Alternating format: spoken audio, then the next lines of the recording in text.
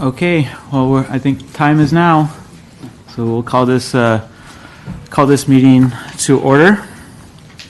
I think it's only right that today, being September 11th, that we before we do the Pledge of Allegiance, if we would, I think this is probably the only city meeting going on right now, and it's the most important meeting that we're all at, that's for sure. I would appreciate it maybe if we just take a moment to reflect on this day that probably impacted our lives and definitely those that we know. So.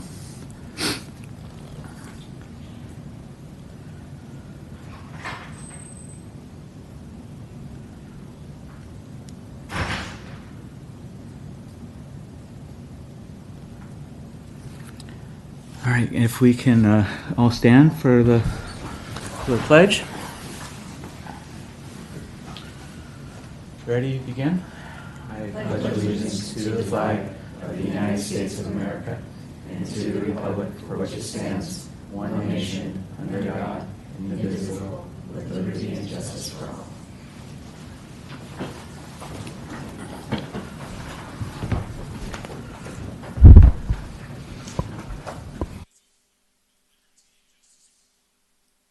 Chair Carpenter? And yeah, we did receive advance notification from the chair that he wouldn't be able to make this meeting. Vice Chair Johnson? Present. Lander Birdie? Present. Leo? Present. Lugo? Present. Martinez? Present. We have a quorum. All right, excellent. At this time, if there's any public comments with regards to the consent calendar, I believe now would be the time to make those comments. Do we have any, staff? Does not sound like we do, and so this would be the time that we go over the consent calendar. If anyone would like to pull anything from the consent calendar, which just has the one item on it tonight. Hearing no others, I wouldn't mind pulling this item just to get a clarification on what we should be expecting in the minutes. So, thank you. Okay, I'd be happy to. So the city has a longstanding policy of preparing action minutes for the committees. Each meeting is audio recorded, which is the reason why we, to say that it's so important to speak into the microphone so that we have a good, crisp audio capture of the meeting, which is, of obviously the entire meeting. And so the action minutes are, just meant to capture the items that were the actions that were actually taken by the committee, and they are fully compliant with state law. And again, it's been a longstanding policy of the city to only prepare the action minutes. So the minutes will not have a lengthy representation of the details of what the discussion entailed. If the committee were interested in getting something very, very important into the minutes, the printed minutes, one option that the committee has is to make a motion to make some kind of statement that would be captured in the minutes, because of course, being action minutes, any motions that you make are captured. So for example, if you all have an overwhelming desire that something be said and captured in your printed minutes, it's easy to make a motion to do so. Thank you very much. I really appreciate that, especially this being our first meeting that we're reviewing and approving minutes. So since that item was pulled off the consent calendar, I believe that we now need a first and then a second. Can I make a brief comment? Absolutely. Thank you, Vice Chair Johnson. This is Michelle, but obviously you all know me. But I just, Catherine, just to clarify, and I'm certainly aware of how we do the minutes, but because this is because we're meeting quarterly, and number two, because of the mandates of the voters, some folks may be impaired and may not be able to hear the audio. Some people may be blind and may not be able to read. And so is there any possible way, and it's a lot of material, but the backup information sometimes is not provided, and I know it's lengthy, but how can we put that in the archives So not just the minutes, but also the backup information as we're being presented here today. And I think that was one of my issues all the time that I was on the council, that I sat on a council committee, that these reports or documents or presentations were never provided to the public ahead of time or to committee members. And so if we can in the future, because we're mandated by the voters to ensure that we are being transparent, that if we can provide that information ahead of time, and including when we do put the minutes out as well. I would just like to make sure that we are as transparent as possible and are able to reach as many people as possible of the voters and residents who would like to read this information. Okay, thank you. We certainly can attach the presentations to the minutes on the city's website so that it'll be accessible to all. And then we will make our best attempt to provide these presentations ahead of time. I think that's a great suggestion, especially for tonight, walking in and seeing all this material that was not in the agenda, in our agenda package to begin with. So thank you. So at this time, we have our minutes before us, and so we would need if there's no further discussion, a first or a second. Mr. Lugo? So moved. Second. So all in favor? Aye. Aye. All right. So next order of business is a presentation from our sales tax consultant, Doug Jensen. And I'm assuming that we don't have any public comments on this item. If there are, I'm assuming that our recording secretary will let us know. So go ahead. I normally don't speak in a microphone 5 feet away, but good evening, Vice Chair Johnson and members of the committee. My name is Doug Jensen. I am Senior Vice President with Muni Services. I've been a local tax consultant for over 28 years, and I head up our Revenue Enhancement Division. Our firm works for over 2,000 cities, counties, and special districts across the country, and over 300 in California. We track about 85% of statewide taxable sales activity and 100% of taxable sales activity in Orange County. Our clients hire us to make sure they're getting all of the revenue they're entitled to from existing tax sources, and then we use that data for forecasting and trend analysis to share with our clients. The agenda for my presentation is just to give you a basic background of transactions and use tax, which is the official term for Measure X. Since this is your second meeting, it was thought it would be a good idea to kind of cover some basics, and I apologize if you've already mastered this tax source, but I will be brief. We'll talk about a matrix of tax sourcing, of how the different sourcing works, the forecast methodology that we put together over a year and a half ago, receipts and reasons for the variances now that we have our first quarter of actual revenue, some of the administrative issues that the state faces, and then I have a few things on kind of some of the economic trends that we're looking at.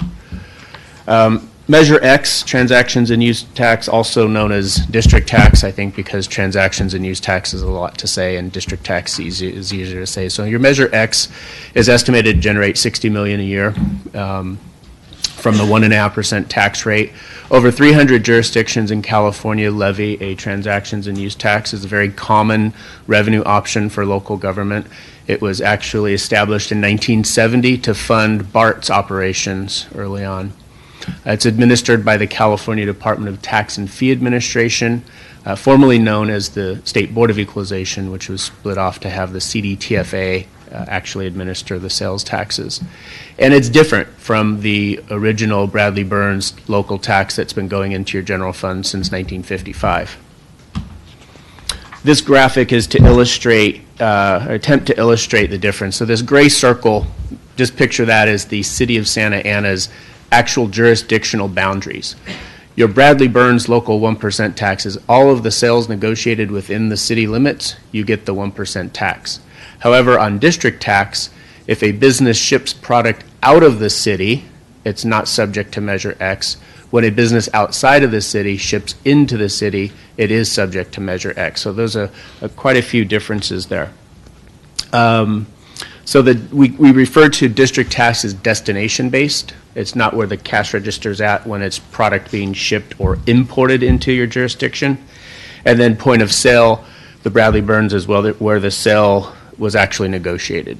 And then for district tax, there's a principle called engaged in business, which allows the taxpayer to understand completely where the tax obligations lie. So if you're selling something to Los Angeles, you're going to have to collect the district taxes that are applicable to where you're shipping to in another county. There is one new change I'm going to talk about when I get to the Wayfair decision in a little bit. This is a simplified matrix. I've also included a handout that has a lot more dialogue if you want to look at that or keep that as a reference point for later. Basically, some of the major examples of when does Santa Ana actually get either the Bradley Burns 1% or the Measure X 1.5%. So product shipped into the seller's vehicle out of the city. So the sale occurred here, but was shipped out. You get the Bradley Burns, yes, but you do not get the Measure X. The opposite of that applies. Product shipped on seller's vehicle into the city, you don't get the Bradley Burns and the sale was negotiated elsewhere, but you do get Measure X. The vehicle purchased in the city by a non-resident, you get the Bradley Burns, but not the district tax, not Measure X. Vehicle purchased in the city by a resident, you get both the Bradley Burns and the district tax. And then, of course, the retailer, restaurant, your Home Depot, your restaurant, your McDonald's, they're collecting both Bradley Burns and district tax.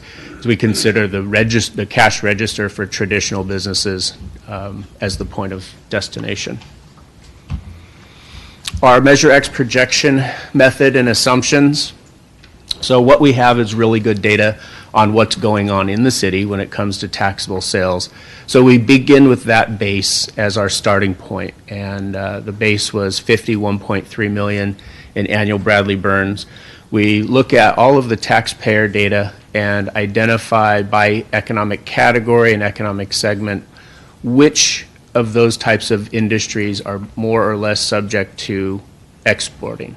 So for example, a very large construction material supply company who's selling product to construction sites all over the Southern California region, we have to reduce a percentage of their sales that we can estimate what is being shipped out of the city. So we call that a capture and gap analysis, where how much of that would continue to be retained or captured by Measure X versus not captured by Measure X. Converse of that, we have to, and basically that's based upon our experience and what the data shows us. The second part is to try to determine how much revenue from Measure X is going to come back into the city from what I simply refer to as imports. So subtract exports, add in imports. The way we look at what we think is likely to come back in under Measure X is we look at disposable income trends, we look at how much disposable income levels generate in sales tax and do adjustments for that information. We look at the economic base of the region. We look at, for another one that's important, is the makeup of your construction industry and the makeup of your transportation industry, where auto sales are being purchased and sold. City of Santa Ana, for similar size cities, has slightly lower number of car dealerships than other similar sized cities, so that factors into that destination sourcing. So we came up with a forecast amount of 60 million. I think we've done the forecast was updated about 3 times starting in late 2017 and through 2018. We assumed that the near-term economy flattens. We didn't build in a recession into the forecast. No growth or contraction rate was factored in. And then the timing of the forecast of when it actually goes into effect. So that's another difficulty in forecasting district taxes. You have to land on a number eventually, and then a good period of time, roughly 12 months goes by before you even see the first results. This is a look at our summary of our forecast. The estimated transactions from inside the city using the Bradley Burns data, looking at your major economic categories. We look at retail capturing about 93%. So you might have Sears, for example, who sells a dishwasher and ships it outside of the city. So there's a little bit of a factoring there. Food products is typically the cash register. It's about 99% capture there. The remainder is more like catering. And then transportation is where we have to look at product being shipped out and shipped in. That's a major factor of the forecast, is how much sales tax for Measure X you're going to get from new auto sales. And then construction is another one. You have a lot of Bradley Burns, point of sale, construction suppliers. And your biggest sector of your sales tax base is business to business, which is another more difficult one to figure out. Where is Xerox shipping to? You get point of sale for Xerox, but the district tax is a whole different animal. So then we look at a normal, typical range of imports is about 25% of the base is what we typically see for similar cities. That brought in another 13.6. So we brought it up to 60 million. On that pooling process that Bradley Burns had with the CDCFA, it takes the total use tax that's imported into the county from outside of the state, and then Santa Ana gets about 7% of that based upon proportion of sales tax versus the countywide total sales tax. The reason I bring that up is there is no pool in district tax. Everything's sourced to a destination or to a cash register. The internet sales now that it's being collected, when you estimated, did you just dump it into each category? That's correct. Okay, so if someone buys on Amazon and it works the same way, you just dumped it into whatever they purchase, you just dumped it in that way? That's correct. Based on past performance. Okay, thanks. Yeah, we have good data on Amazon. I am going to talk a little bit about the Wayfair decision and the economic outlook. I also put together an actual to comparison. So the city received their August cleanup payment on second quarter sales. So the tax Measure X went into effect April 1st. So tax is collected April, May, June, and then the businesses have until the end of July to file their tax return, and then the CDTFA has about 2 weeks to process everything. It's very common when a new district tax goes into effect that there's kind of a lot of noise in the data. So one of the things in general retail, as well as food products, and even in all of the categories affecting it, is that we think there's about 1.1 million of what we're calling deficient and or unprocessed and or missing returns right now because it's so new. We think that will definitely be funded this fiscal year. In fact, we'll probably end up getting it in subsequent month payments from the CDTFA. It's pretty common when these new district tax go into effect for there to be some, implementation issues by the state. I have a question regarding that. Is that would that also entail? Is that the $1 million shortfall there? Would that also entail like businesses that hadn't updated their own systems, and so it's going to be, may never get captured unless they're examined? Or is it, so is this extrapolated, or is this known data? That is one of the reasons that those returns could be missing, is that they didn't update their cash registers. In another city in Northern California, a major retailer updated only half of their cash registers. So the catch-up gets done pretty quick. Either the state enforcement or our audit routines or other things that could be done. Is the CDTFA implemented a brand new system about a year and a half ago, and it has software logic in there that's built in to flag tax returns, so it kicks out a lot of returns. So this could be just an ordinary routine CDTFA practice that a return that should have funded Measure X got kicked out by the system for additional review.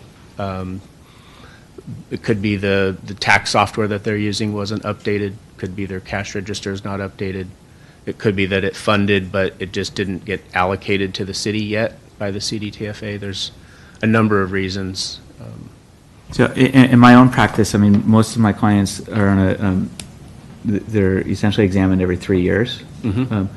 And so when I hear you say that, we should be able to true this up relatively short, so that, I mean, you're thinking it's not compliance issues with that's going to be found under examination, because those types of numbers are not going to be found by the end of the year for sure.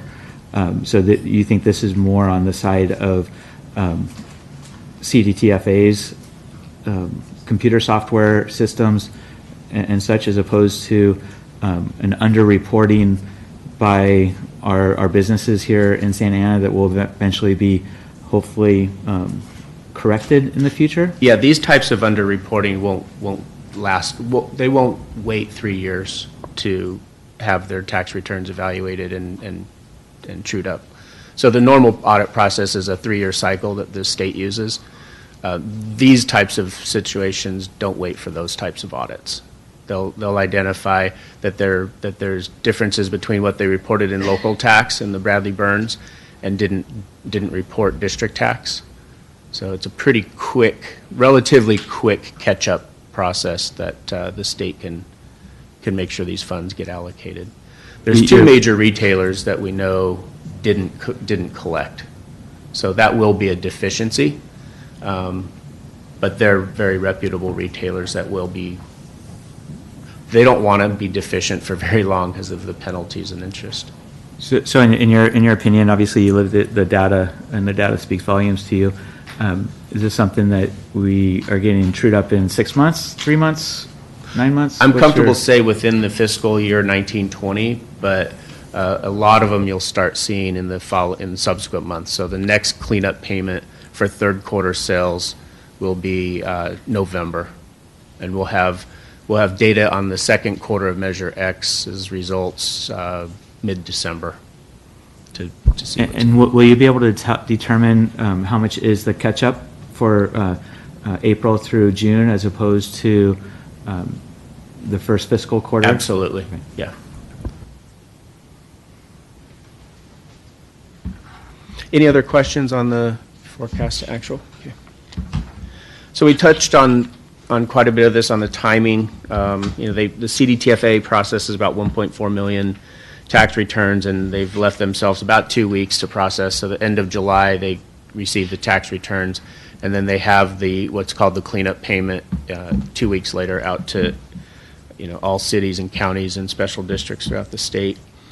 We mentioned the 1.1, some major retailers. The CDTFA system, we talked about that already, where the system will flag returns for additional review.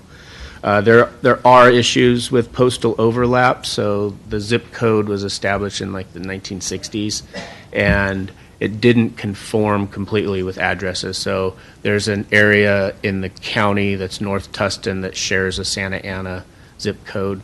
The remedy for that is the CDTFA has a very easy-to-use website where you can actually punch in your address on a map, and it'll show exactly what your tax rate is. The other thing is when businesses are doing a transaction with the consumer, and the consumer says, I don't live in the city, don't charge me that tax, most of the time they say, oh, you're right, I won't. Occasionally the business will dig their heels in and say, no, I have to collect it because that's what they're telling me to collect. But there's ways to address that. And we talked about the cash registers and the tax reporting.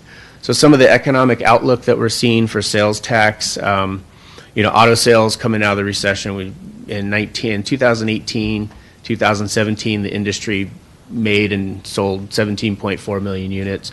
For fiscal 1920, they're only going to make about 17 million units nationwide. So there's already this built-in flattening or erosion. So we're projecting about a 2.5% to 5% contraction in auto sales, not because of the economy, just because of saturation, and we've caught up with the pent-up demand, and we're pretty much at that equilibrium point. We're starting to see future construction planning starting to slow a little bit. Food products has had historical growth propped up by inflation. The first 6 months of 2019, we saw lower inflation numbers coming in on food products, so we're flattening that out in our forecast. Retail's continuing to see erosion from brick and mortar into online sales. And then the Supreme Court of the United States ruling in Wayfair basically allows states to require collection of sales taxes from out-of-state e-commerce companies, regardless of whether or not they have physical presence in California. So the test of physical presence or nexus was overturned in the Wayfair decision, And California CDTFA has notified 22,000 out-of-state internet retailers. They started collecting April 1. We're seeing the first results coming in. We're estimating $1 million to Santa Ana's Bradley Burns from the Wayfair decision. And then that should grow at a 5% clip long-term as internet sales continue to grow. The second part of the Wayfair decision is the AB 147 that California passed, and that defines a retailer as doing business in California with 500,000 in sales statewide. And by defining it that way, AB 147 will require those out-of-state internet retailers to also collect your Measure X. The Supreme Court ruling by itself was kind of silent on how do you, is it a threshold at a jurisdiction level, is it a statewide threshold? The second thing AB 147 did is it put the burden on marketplace facilitators. We've heard of them, Amazon, eBay, Etsy. They will have to, beginning October 1st of this year, begin collecting sales taxes at the transaction, regardless of who fulfills the order. So Amazon has been public about 50% of their sales are fulfilled by third-party affiliates. So just by that rule change, we might see Amazon sales tax double its contribution to the city. And both of those will be destination-based, so they will be. For Measure X, For absolutely. Measure X Yep. also, right? Yep, exactly. For Bradley Burns, if it continues to be a use tax shipped from out of state, it'll go to the Orange County pool, and Santa Ana will get 7.3% of that. Inverted yield curve, everybody's talking about it. My joke is it's projected 12 of the last 4 recessions. There's a lot of conversation going on it. We had one in December, we had one in May, and no recession. Next recession, I just put question marks about it. There's a lot of talk about it, but there's really not a lot of economic triggers out there. Maybe a trade war, maybe, this, that, or the other, but nothing in the real numbers that are saying a recession's imminent. Possibly, interest rates, but they don't seem to be heading up. In fact, there's pressure to push them down. So, jobs and income growth, all of the major factors that we look at in sales tax, in terms of the economic impact, we're not seeing a recession on the horizon. And then if and when the next recession occurs, what we've done is we've taken the last 26 years of Santa Ana's sales tax performance and identified the contraction level in each of the last 4 recessions. And for Santa Ana, it's about a 4.4% contraction that usually has about an 18-month impact on sales tax receipts, so it'd be followed by a 1.9% contraction. Although the Measure X impact would be significant to that.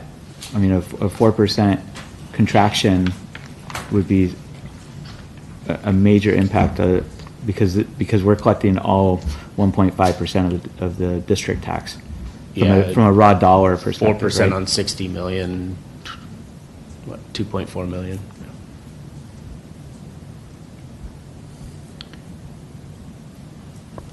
Is that my math right? So that's my presentation. Any questions or comments from the committee? Doug, do you want to share with the committee a little bit more in detail about what the services that you provide to the city? Yeah, so we call it revenue enhancement. We make sure our clients are getting all of the revenue that they're entitled to from general fund revenues. So not just sales tax, but property tax and business license tax. And we've audited the hotel industry about 8,000 times and making sure that they're educated about what the obligations are of tax collection and making sure that their systems and procedures are following the city's ordinance and municipal code of what's taxable and what they need to be collecting on. And just to be clear, when you say client, your client is the city. We work exclusively for government. That's correct. We have no private sector clients. It's all government work.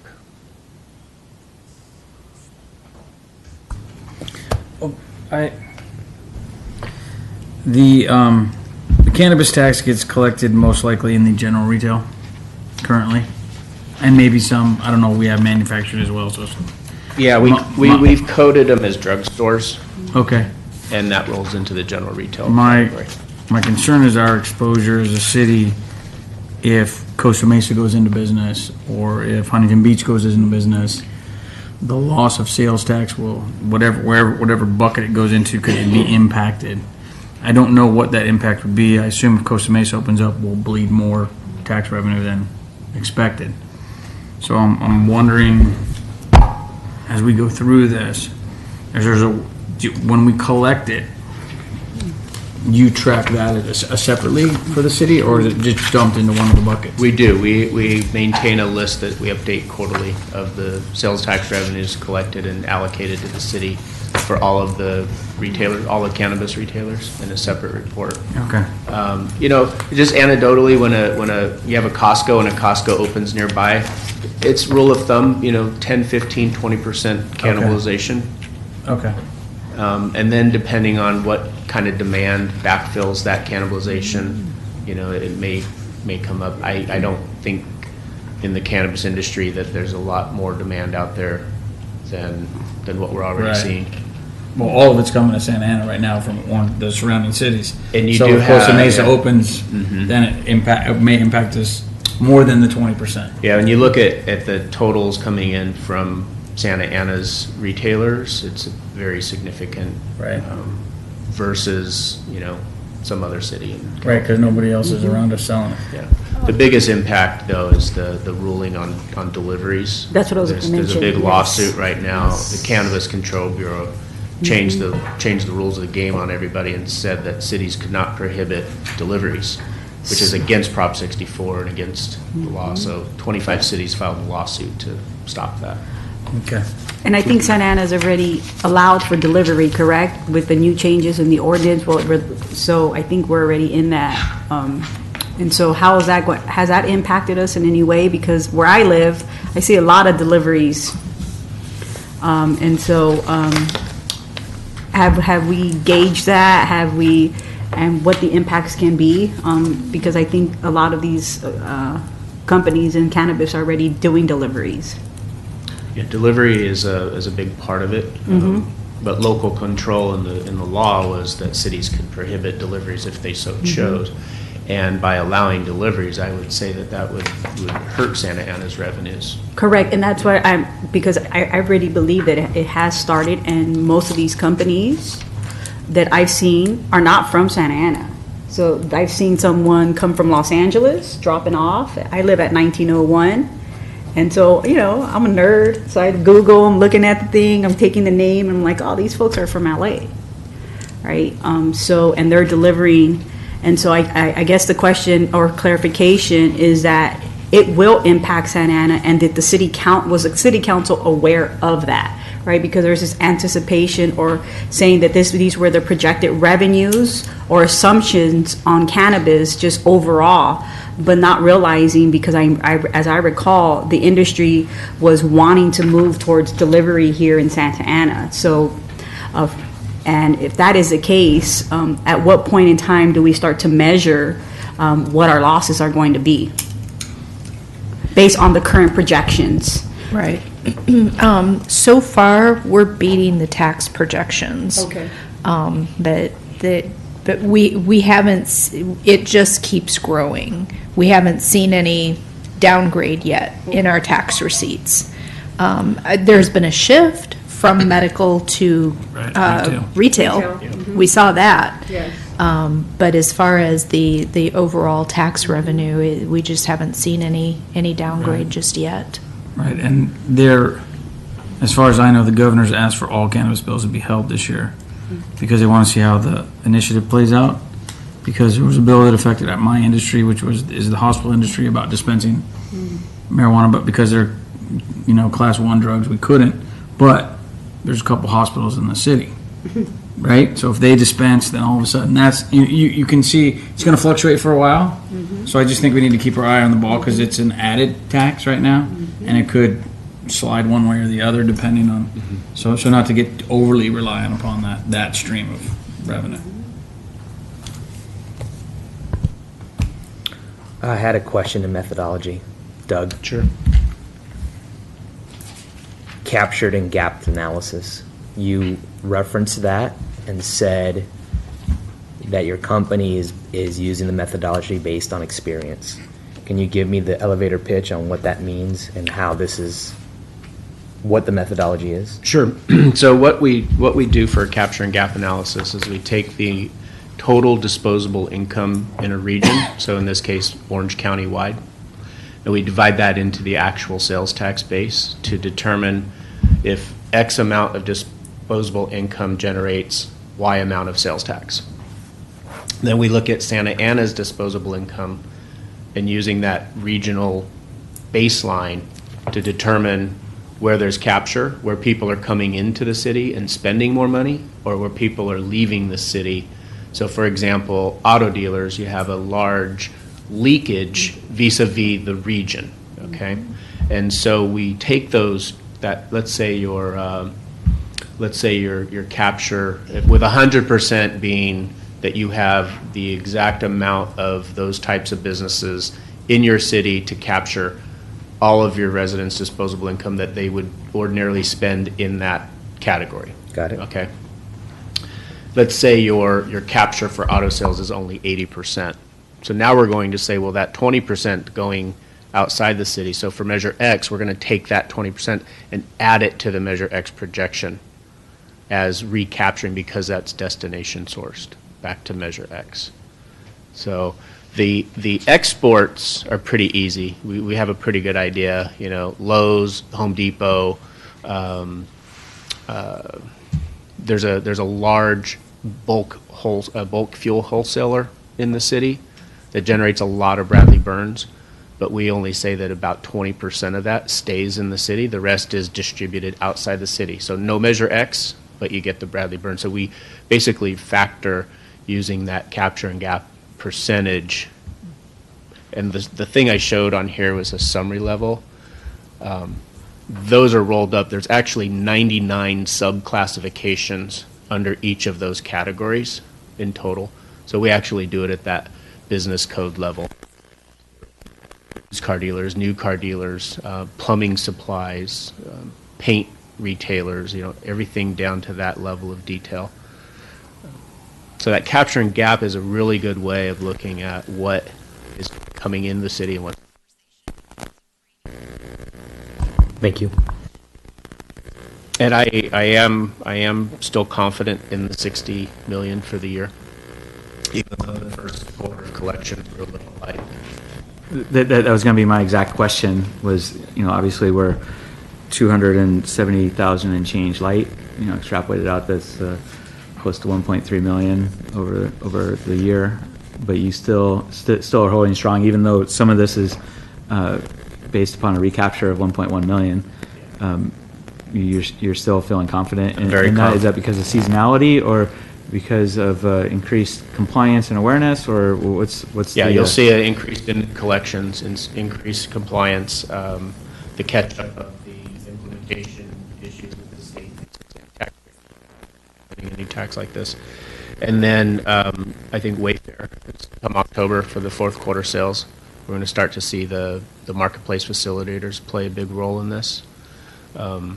The only thing that would derail the 60, I think, would be an economic. I don't see that for this coming fiscal year. When do you start throwing the flag up and saying that there's a problem if things, you know, if we have 2 quarters of being 250,000 short, or is it 3 quarters, or where's your I don't throw the flag. The 2 at the end of the table. I'm sorry. When I say throw the flag, I mean, you know, good, No, yeah. you move off of your 60 million. I would say at mid-year, wait till we have 3 quarters of payment data to get a really good idea if there's a major trend that's developing in Measure X revenue. But on an ongoing basis, like for our Bradley Burns, they update their revenue estimate to us every quarter. So, you know, he's right, get a few quarters under our belt for Measure X, but after that, on an ongoing basis, we get a quarterly update on that revenue estimate.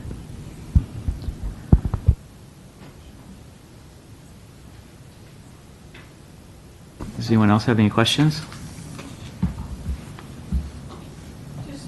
Quickly, since I have you here, what is the total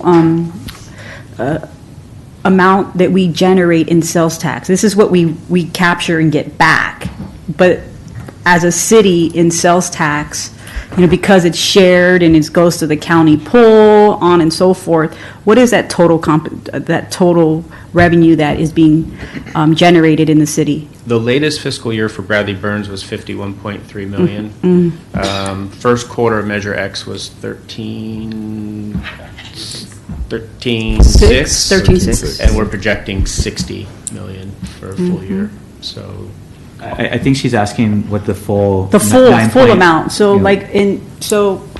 I think it was in 2010, 2011, I'm not sure, based on SCAG's report, that the city of Santa Ana generates about $3 billion plus in sales tax. Just overall, but we don't receive all of that, right? We only receive this portion. Is that a true statement or not?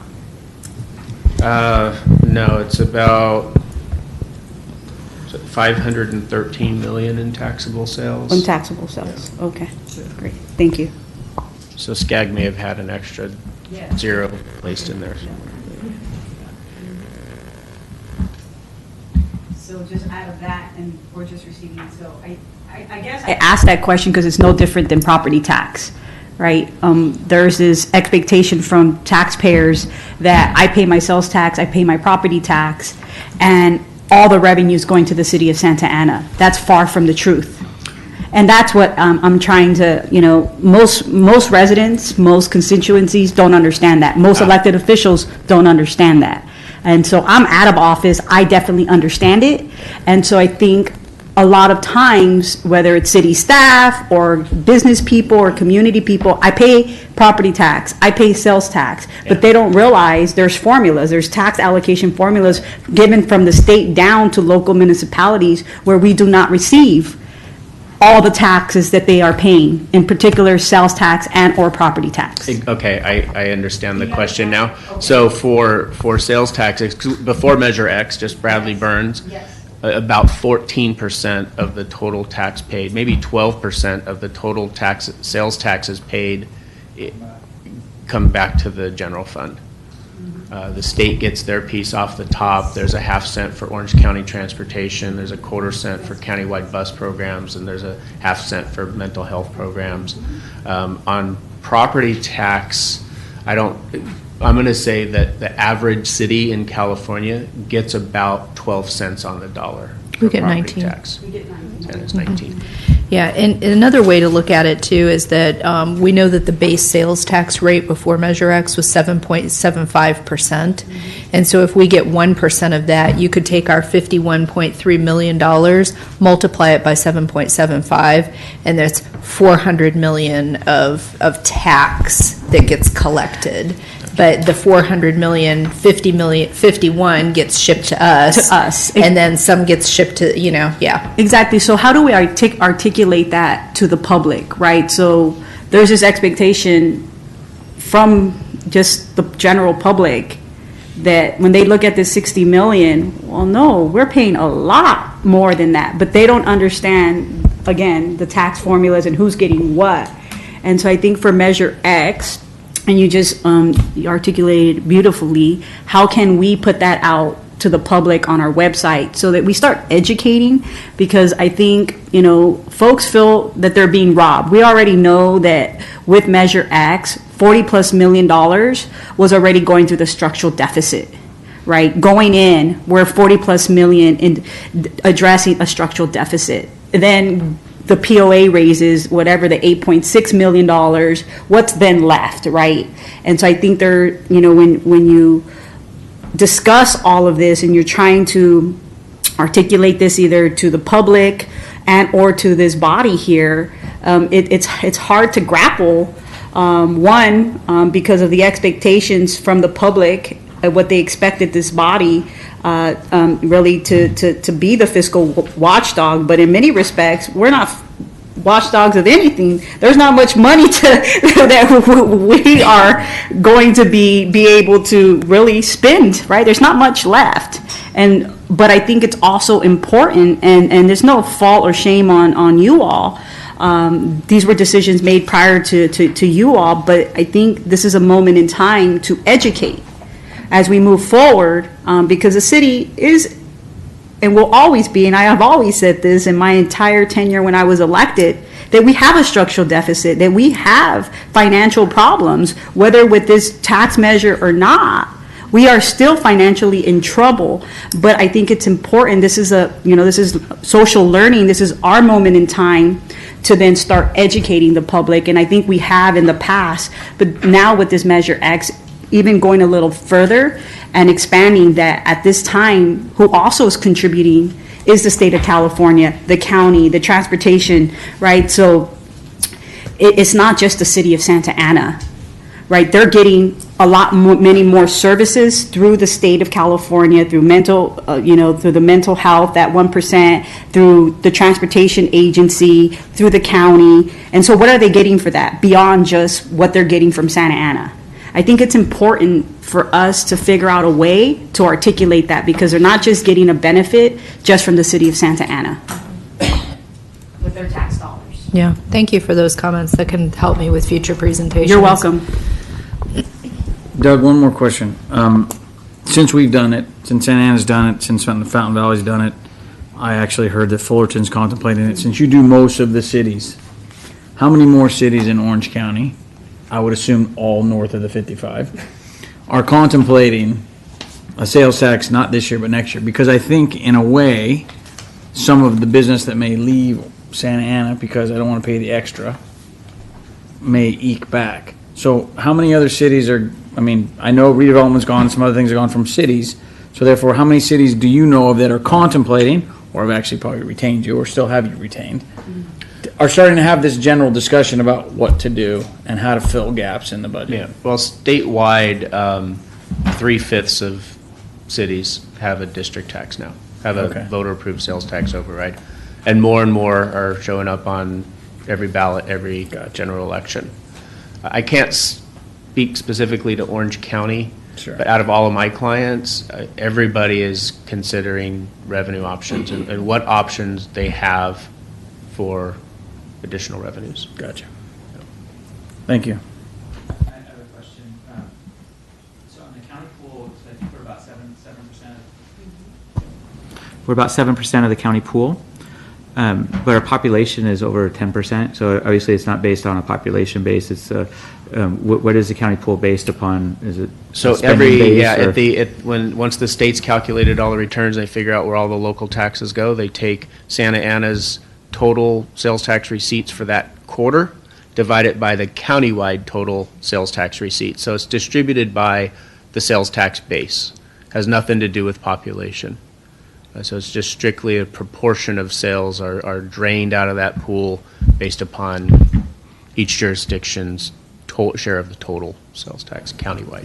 Okay, perfect. It makes me feel a lot better than I think how property taxes is distributed. And then have we seen? All my neighbors, when we're talking about this, put us back a year ago. Oh, I'm not going to spend any money in Santa Ana. I'm not going to spend any money in Santa Ana. Have we seen a decrease at all in terms of our sales tax base because of this?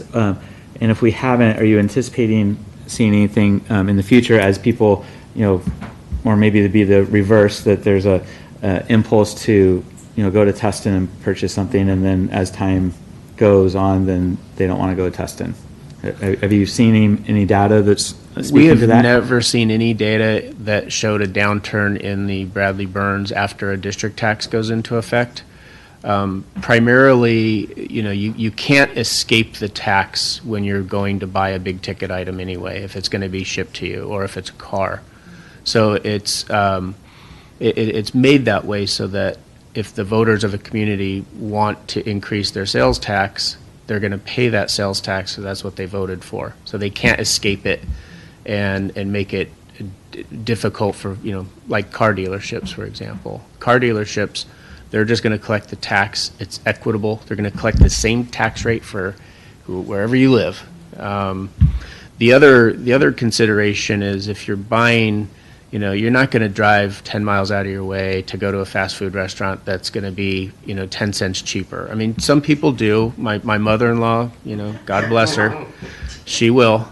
Careful with your mother. She's not here, I don't think. But if you think about it, big ticket items, you're going to buy a washer and dryer that's going to cost you, $1,200. you probably, a consumer's most likely going to look at who's going to sell me that at the lowest price. So if Tustin's, the washer and dryer company in Tustin has a sale that's 50% off or, $100 off, you're probably going to make a decision based upon the total purchase price and not likely the tax rate.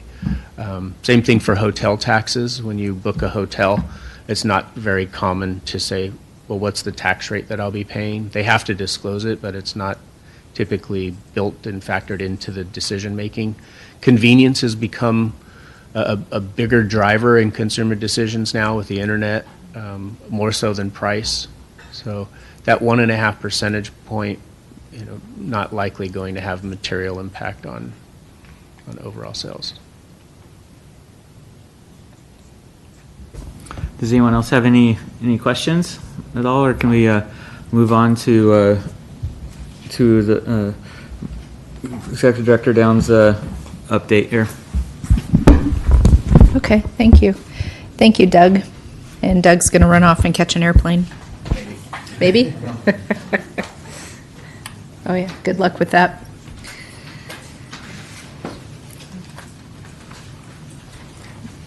Okay. The only slide that we have for you, so it's not really that big of a deal, and it's in front of you anyway. It looks like this. It's the second page of this one. Is the revenue, and we've already communicated that to you by email. We've talked about it in Doug's presentation, this, that we actually received the $13.6 million. We think that, there may be an additional $1.1 million that we'll collect over time. Doug says probably within the fiscal year, that will make that quarter closer to what our original revenue estimate was. So that's the only update that I have on the revenue side, and I don't have anything for you on expenditures because I wanted to talk about that. So your the ordinance says that in section 35-214, and I'm sorry I didn't provide this to you, I'll read it to you, it's very short. City Council shall by resolution establish a Citizen Oversight Committee to act in an advisory role to the City Council in reviewing the annual revenue and expenditures of funds from the tax authorized by this article. So we've talked about a couple things before. We've talked about the fact that the tax is a general fund tax, and because it's a general fund tax, it goes into the general fund, along with all the other general fund resources. It goes to pay for a variety of purposes. The general fund pays for police, pays for my salary, pays for park maintenance, all kinds of different things. So it's, we've talked about this before, that because it's, going into the big general fund pot, and we have a big, pot of general fund expenditures, it's kind of hard to put your thumb on exactly how those dollars were spent. We also know that there's a public expectation to try to attempt to do this. We also know that Measure X was put on the ballot so that we could, we had a structural budget deficit. Member Martinez just spoke about it a few minutes ago. There were 36 neighborhood presentations before Measure X was put on the ballot, and at every presentation, there was a slide that talked about why do we need the additional revenue, and it said because we had a structural deficit. So structural deficit means that we're spending more than what we're taking in. So we were already spending on things like police and park maintenance and accountants' salaries before Measure X was ever even adopted. So we've got kind of a conundrum here, because the ordinance says that you're going to review the revenue and expenditures. I'm not quite sure how we're going to do that. So I just wanted to put it out there for discussion with the committee tonight, give you some thoughts that we have. You might remember at your first meeting, we provided a presentation where we said, okay, well, here's our existing level of spending You might remember what these slides looked like. Here's our existing level of spending that is in alignment with the ballot language, things like retaining police officers, addressing homelessness, and we kind of tried to quantify for you what our existing level of spending was. Then we also quantified for you the items that we added new spending to the 1920 budget that also lined up with that, the ballot language. So, you know, we can certainly try to prepare something like that for you. But I kind of want to hear from the committee, and if you have ideas on, you know, what it is that you're looking for, how we can accomplish this, since we're kind of between a rock and a hard place. Vice Chair Johnson? Go ahead. Thank you. So just because we are commingling in these funds to the general fund doesn't mean that we can't measure them, right?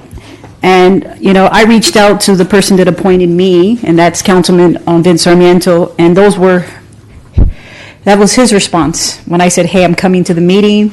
You know, these are my issues: accountability, transparency.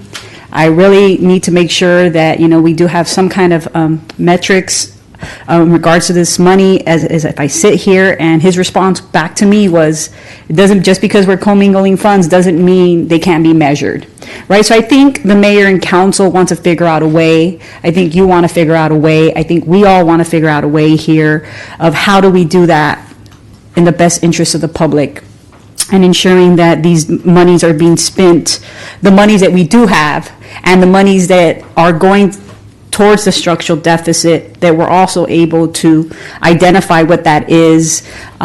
Because I think, you know, because we balance a budget and now we have this money, it still doesn't solve the problems that we face, because again, Measure X is temporary. You know, we have compounding effects when we give raises, right? We have increases in medical costs and pensions, right? And that's in perpetuity. This is not going to end. There is a sunset to Measure X. And not only that we receive a certain amount at a certain time, and then it decreases in the last 10 years, right? So I think what we should figure out is that what is ongoing and part of the structural deficit, and how do we measure that? And then the new monies that you just articulated, and I wasn't at that meeting, but I did get the meeting notes. Is that one-time funds, or is that ongoing, right? And so if it's one time, that's great, because in many respects, there's a sunset to Measure X dollars. So we want to make sure that we're not putting ourselves deeper in the hole, right, by continuing to give raises, right, knowing that there's a sunset and less revenues. That's what you just articulated what a structural deficit is. We have less money coming in and more expenditures. And so this really is a Band-Aid. Measure X is a Band-Aid for the city of Santa Ana. It's not solving our problems. We are just continuing to incur more problems as we continue to increase, you know, our pension costs, our health care costs, and the raises that we continue to give to bargaining units. And that is going to really, you know, in the next future years, going to continue to make that structural deficit even larger. Because if you remove the $40.6 million, could you tell me that we have a balanced budget? We do not. And it's not your fault. And I've always have said this, I don't want to beat up staff. This is the mayor and city council that have made these decisions.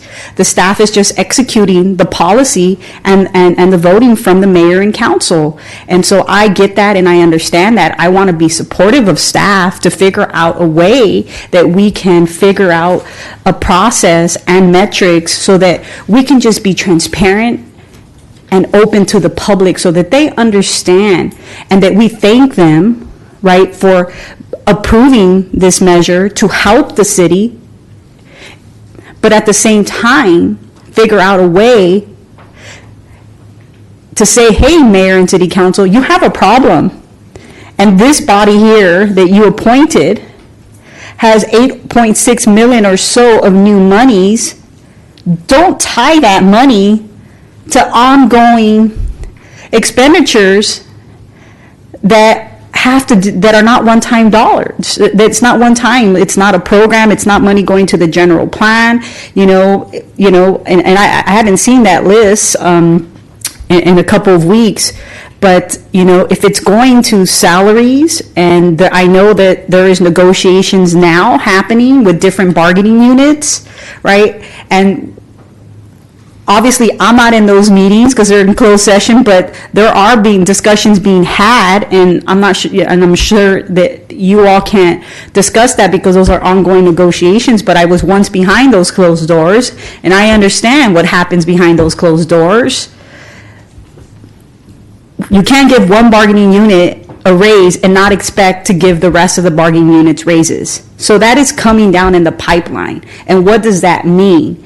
If everyone thinks, well, we have measure X, we have X, Y, and Z dollars now, we can go ahead and just allocate them and give these raises, but there's a sunset. And so I think we need to figure out a way with those new, the only dollars that we do have, how do they go, how are they spent for one-time purposes, and then the rest of the money that has already been allocated towards the structural deficit, what are those expenditures, and then how do we figure out a way to measure them and to provide them to the public, whether it's police, fire services, public works, I could go on, and what percentage of that is going to them, and what are they getting in return? Thank you. And to answer your question quickly, so the new spending that we added for fiscal year 1920 that was aligned with the ballot language was 16.6 million. It looks to me like only about $500,000 of that was non-recurring.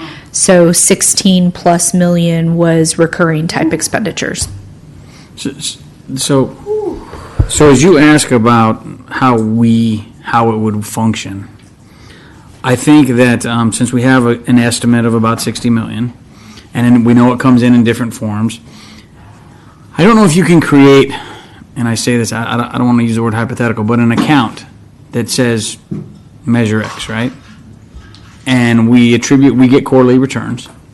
And then if we were doing, let's say we increase the police pay by X, so public safety got X, right? Roads, from the last meeting, roads get 0 from the general fund. They get everything from restricted. So there'd be a line item from roads, line item for enhanced parks to track the initiative. And then you can put numbers. Public safety got X amount, parks got 0 or whatever they got, roads, so that when you report that out and when we advise the council, look, this is where the money went, the council has an idea where the money went. Now, generally, it just goes in the general fund and it goes out. But if we did that in a way that at least on paper, then the public could say, okay, we know through Measure X we collected X amount of dollars, right? And we increased X budget by this much, we increased this by this, and we did it that way. I don't know if that's doable. I mean, I know you started specifically, but use the bigger topics, not the little projects, just use the bigger numbers. Because what I believe is going to happen is that over time, you're going to see that 60 to 70% of this tax is going to go public safety, whether it's police or whether it's fire. And the public, then they're going to have to make a decision. Do I like how it's being spent, or I don't like how it's being spent? But that's just me on how I think if I had to report this. And if I had to report it, the preamble is, we had a structural deficit. Thank you, voters. You helped me fix the structural deficit to a certain extent. First year, we made this decision. Public safety got X, right? Parks got Y.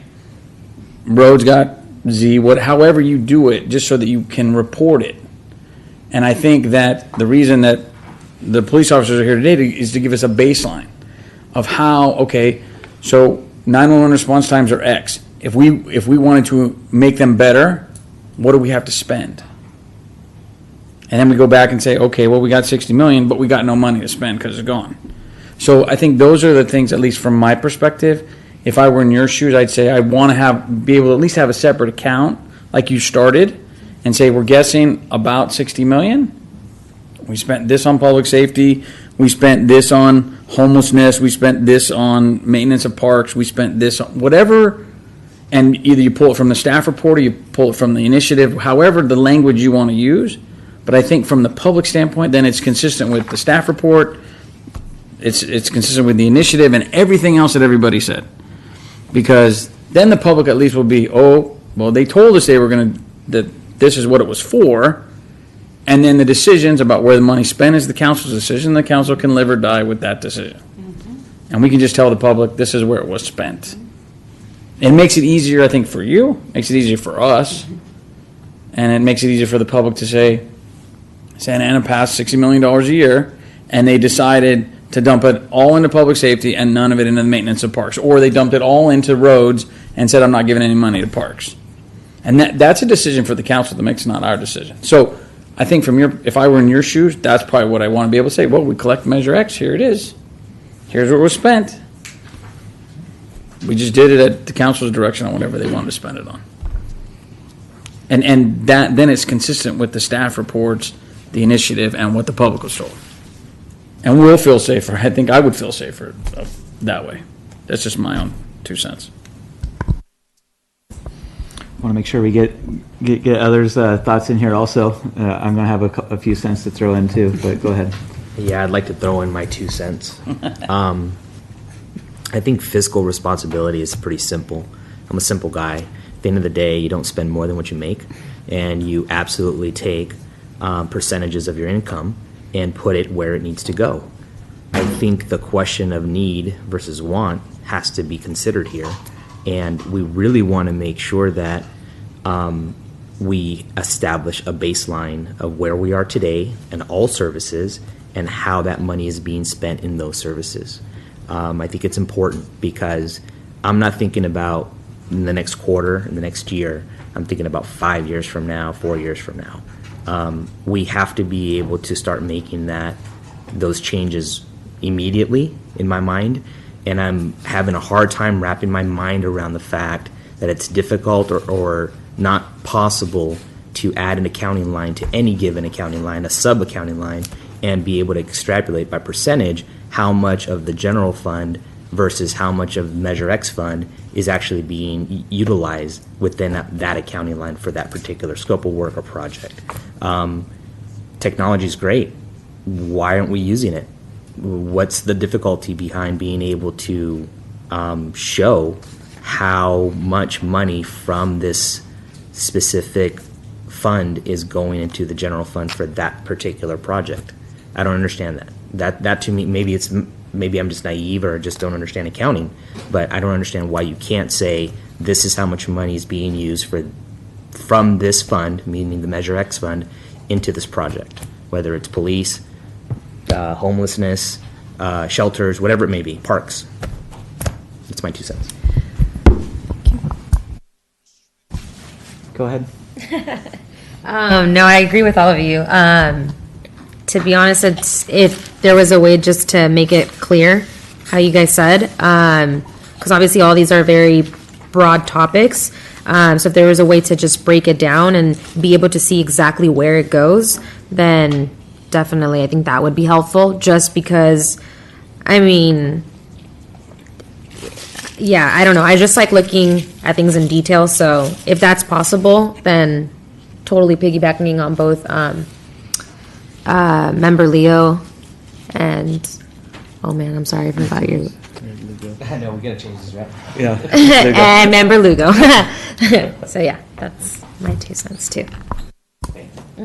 All right, perfect. So, I mean, I look at this, if the city was one of my, a client of mine, and what we would be doing from there's long-term planning that has to be involved with this. We have, the city has essentially won the lottery for the next 10 years, and then, won a little bit of the lottery for another 10 years after that. And unfortunately, we know what happens with lottery winners, is they go and they spend big money up front, and they spend money on things that take annual expenses, and they get themselves into a world of hurt. And that's what I'm most concerned with here, is that the city has spent this money or budgeted this money without an all-in plan for it over the long term. And unfortunately, this committee was not was not able to speak into that. And so, but, we can't change what's already happened, but in terms of your specific, asking for guidance on how to create a meaningful expenditure report, in my world, what we would be doing is we'd be segregating this into the ballot language designations as a starting point. And utilizing the exact language that's in there, and it's relatively. I mean, you kind of laid it out a little bit with your presentation last time. Although I think these were with the prelim numbers, but 10.7 million was for. I'm going off my notes for 911 response. 320,000 was for homelessness. 2.5 million for parks. 1.6 million for youth and senior services, and 43 million for deficit. And then further, you have to then bifurcate that into, as Member Martinez was saying, whether this is one time or whether this is recurring. And so I would be asking that's what you would be indicating there, because not only do we have to be concerned about what we're expending it on now, but what are we setting ourselves up to be that lotto winner that is establishing a baseline that is not going to be sustainable in the future. And in my world, things that can't be changed, those are the problem areas. So if I were doing it, I'd be putting a heat map on this thing and being able to say, hey, here, the red items, these are ones we've locked ourselves into. This is long-term money. We're not able to change this. Things that are contractual obligations, those are long-term, one-time permanent numbers. Planting trees, that's probably changeable, meaning that it's a one-time type thing. And so, that would be green. So easily changed, but, the items that are locked in, I'm a visual type person, even though I'm a CPA and the numbers speak, I'm the guy that creates, these pages. It just looks like you've thrown up numbers on it, but the colors will help public, I think, to be able to say, hey, how changeable is this? Have we locked ourselves into these numbers that in 10 years when this thing sunsets to down a bit, and then when it ultimately sunsets, how flexible we need to be. It needs to be viewable from a flexibility perspective. And so I think that it's highly important to be able to bifurcate that temporary versus permanent, one-time versus ongoing type expenditures. Further, so that takes, that's only 13 million though, I think, or somewhere in that ballpark, right? But on the structural deficit, what we would be doing on our clients, we'd be saying, okay, well, what if you didn't get the money? What would you have cut? Okay, $40 million you would have had to cut. Okay, so what did you spend the 40 on? I'll tell you what to spend the 40 on. It may not be everything that was on the list of where you're prioritizing to the things on the ballot. You're spending it on the 40 million that you're spending it on is the things that you would have cut if you didn't have the Major X numbers. And I'm sure that, there's maybe nothing that was put out to the public, but I'm sure that there's some analysis done inside your department. Well, what if we didn't get this money? How is the city going to survive? And that's what we would do in the private sector, is that we'd be looking at the baseline as, well, what would you have, when we got this 60 million in, what would you have not spent it on if you didn't have it? That's where the 40 million went. It didn't go to, the Major X aligned spending, even though it makes us feel good to say, okay, we're spending $33 million of the 40, with aligned spending. Well, everything can be considered to be aligned spending, from a police department perspective and some of those types of things, but it really comes down to what would you have cut? And that's where the deficit, the $40 million worth of deficit, that's where that really went. Now, I don't know if that's adding more complexity to, to things, but I'm sure that there was those types of discussions that went on. But so big picture in summary, we got to align it with the ballot language, okay, and that includes general fund money because that was in there, okay. No one focuses on that because it's not the feel good stuff, but it's there. And then two, we need to have bifurcate into long term versus one time spending. How flexible are we in the future on being able to change these items? And that means the first year is the most important. okay? And unfortunately, it's already been decided. But we need to report that to the public. What have we gotten ourselves already into right now on day one? And then thirdly, on the deficit, being able to look at what would we have cut, because that's where the money really went. Okay, let me just react to some of what I've heard tonight. I'll take that most recent comment first. What would we have cut if we had not received Measure X? You're right. With a client in your situation, that would be a very good way to go. And theoretically, it's a good way to go for the city. But who's going to decide, because those conversations were never had in the public, what would we cut? Because this is public process and the city council gets to decide what the spending plan is.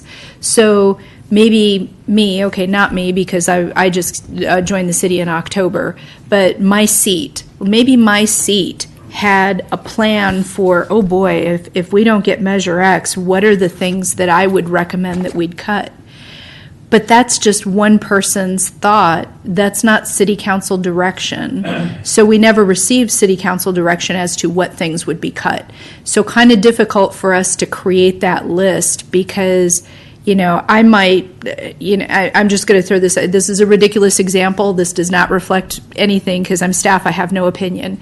But let's just say that my chair had said, okay, if we don't get Measure X, then I'm going to recommend that we lay off 20 police officers, okay? That's not my decision to make. And if I were to put that out on a schedule, like here's the things that we would have cut if we didn't receive Measure X, I guarantee you I might not have a job tomorrow. if I were to say, well, these are the things that I would have cut, because city council didn't have that discussion. And no matter what I select, it could have been police officers, it could have been planting trees, it could have been cleaning toilets, it could have been mowing lawns. It doesn't matter what I had selected, there's going to be somebody in the public that would say, no, not that thing, right? I would say that, let me rephrase what I think Tim's trying to get at. What I would say is, where did the funds, the 40 million, I'm just going to use an estimate, where did the 40 million go to true up the structural deficit? So if public safety was underwater by 20 million, 20 million went there. If parks needed another 5 million, 5 million went there. So instead of saying where I'd cut, say where did I true up to make it whole. Then you're saying this is where the structural deficit was. Not saying who's going to cut. It's just I made up the taxpayers made up the deficit in Department X or Department Y. That makes a little more sense, because then if I'm in that department and I see that, I'm like, I might need to modernize my department. I might want to figure out where I'm going. I might. Because I think all of us are saying the same thing. In our worlds, if there's money left over, it's gone. They take it. Oh, and by the way, we made money last year. Could you cut another 10% while you're at it? Cut your travel costs, do whatever. So what I'm saying to you is that instead of cuts, which is what Tim is asking, say where did we true up? Where did the taxpayers help the city out with? Did we help them out with public safety? Did we help them out with parks, roads? Who did we help out? Because at the end of the day, Tim's right. We were lucky. And you heard me last time.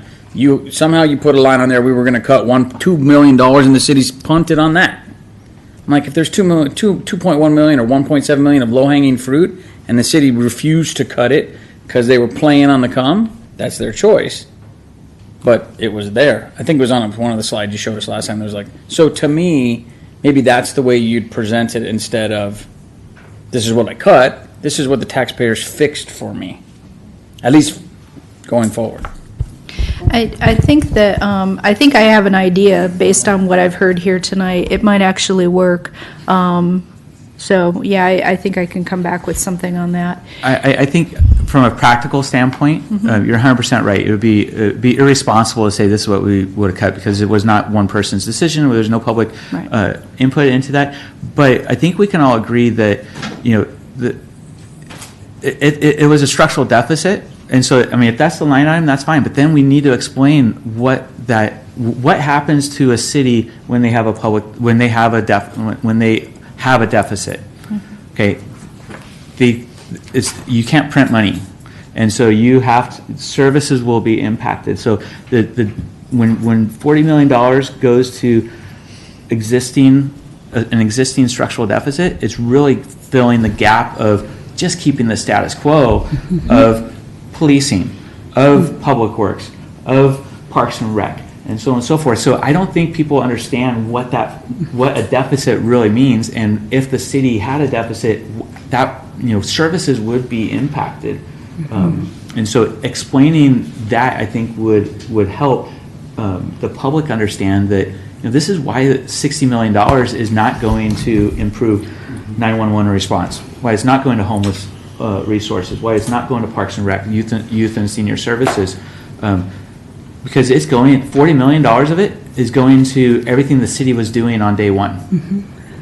So we need to explain that. Yeah, it's maintaining and preserving the status quo. But I will say this to you, Catherine, that I think your department does have a responsibility, as you all are practitioners, and we count on your expertise and recommendation that you all could have given a number. I've been to other city councils where they say, hey, you have a structural deficit, you have to cut. It's $15 million. Figure it out, city council. And you're the decision maker. So, I think there's been a lot of inconsistencies. And prior to your time, I served 12 years on this city council, and every single time I was told, we don't have a problem. Yes, we have a problem. No, we don't have a problem. Yes, we do have a problem, right? And then we continue to put ourselves deeper in the hole because no one is the council's not holding themselves accountable. They're getting mixed messages from staff. And so now we find ourselves here. It's no longer just the 40 million, right, towards the structural deficit. We've now added 13 million, right, of this Measure X. And when it's over, how much bigger is the structural deficit going to get? But the reality is the city of Santa Ana has already crowded out most of its services. We have crowded out services. You have staff members doing 3 to 4 people's jobs now. In our public works department, Pedro manager has 9 people in public works. I could go down the list. We have code enforcement that only has 14 people. For a city of our size, of 350,000 people, you have 14 code enforcement officers. And they just recently hired 2. So prior to that, we were at 12. And so as we move forward, whatever those numbers are, and maybe I'm off by 2 or 4, maybe we're at 16, I don't know, Sergio, but I know we're not at 30 when I started, right? We were at 30 code enforcement officers when I started in 2006. To now, having 12 or 14 people, you can't do the job. And so we have crowded out a lot of these services that are important to the constituents here. And to then tell them that we're balancing our budget because of state law, and then realizing that we do have a structural deficit and that we have this bandage approach of this Measure X funds, that there is a sunset and we're just digging ourselves deeper in the hole, and we're not articulating that. And I'm not sure if you all have articulated to the mayor and council, and I know certainly I have when I was on that dais, but it went to deaf ears. And probably what I'm saying here today continues to go to deaf ears, but not to you as staff, but to the mayor and council. And again, no one wants to admit when you're elected that we have a problem. Right? It's our job to go and shake people's hands and kiss babies and tell people all the good news. No mayor or council wants to tell the public the bad news. And this structural deficit didn't happen 5 years ago, 2 years ago, 10 years ago. This is 20 plus years in the making.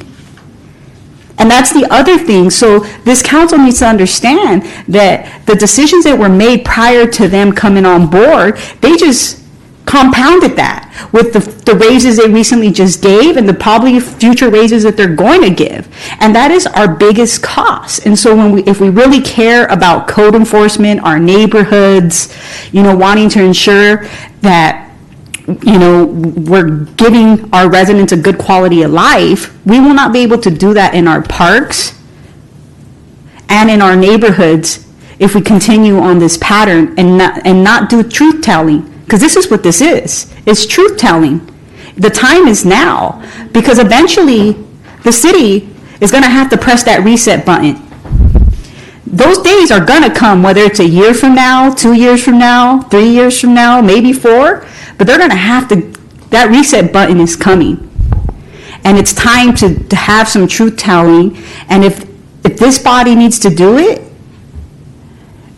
or advise the city council that the 13 million that you just allocated of new monies are now going to be part of a structural deficit, because what other revenues are we generating that are going to be able to sustain that $13 million? In the short term, Measure X can cover it, but when all that's gone, then what? Where is the money coming? Are we going to crowd out more services? Or how are we going to look at ways to generate more revenue? Right? And I don't think those conversations are being had. And I think this is our opportunity to work with you to do some truth telling and do whatever we possibly can to, be transparent and show the taxpayers this is a situation you knew going in because you supported it, because the city manager and Robert Cortez went on a roadshow with certain council members to educate the public. You have the presentation where they said you have a structural deficit. Maybe they didn't understand what a structural deficit was, right? I don't know.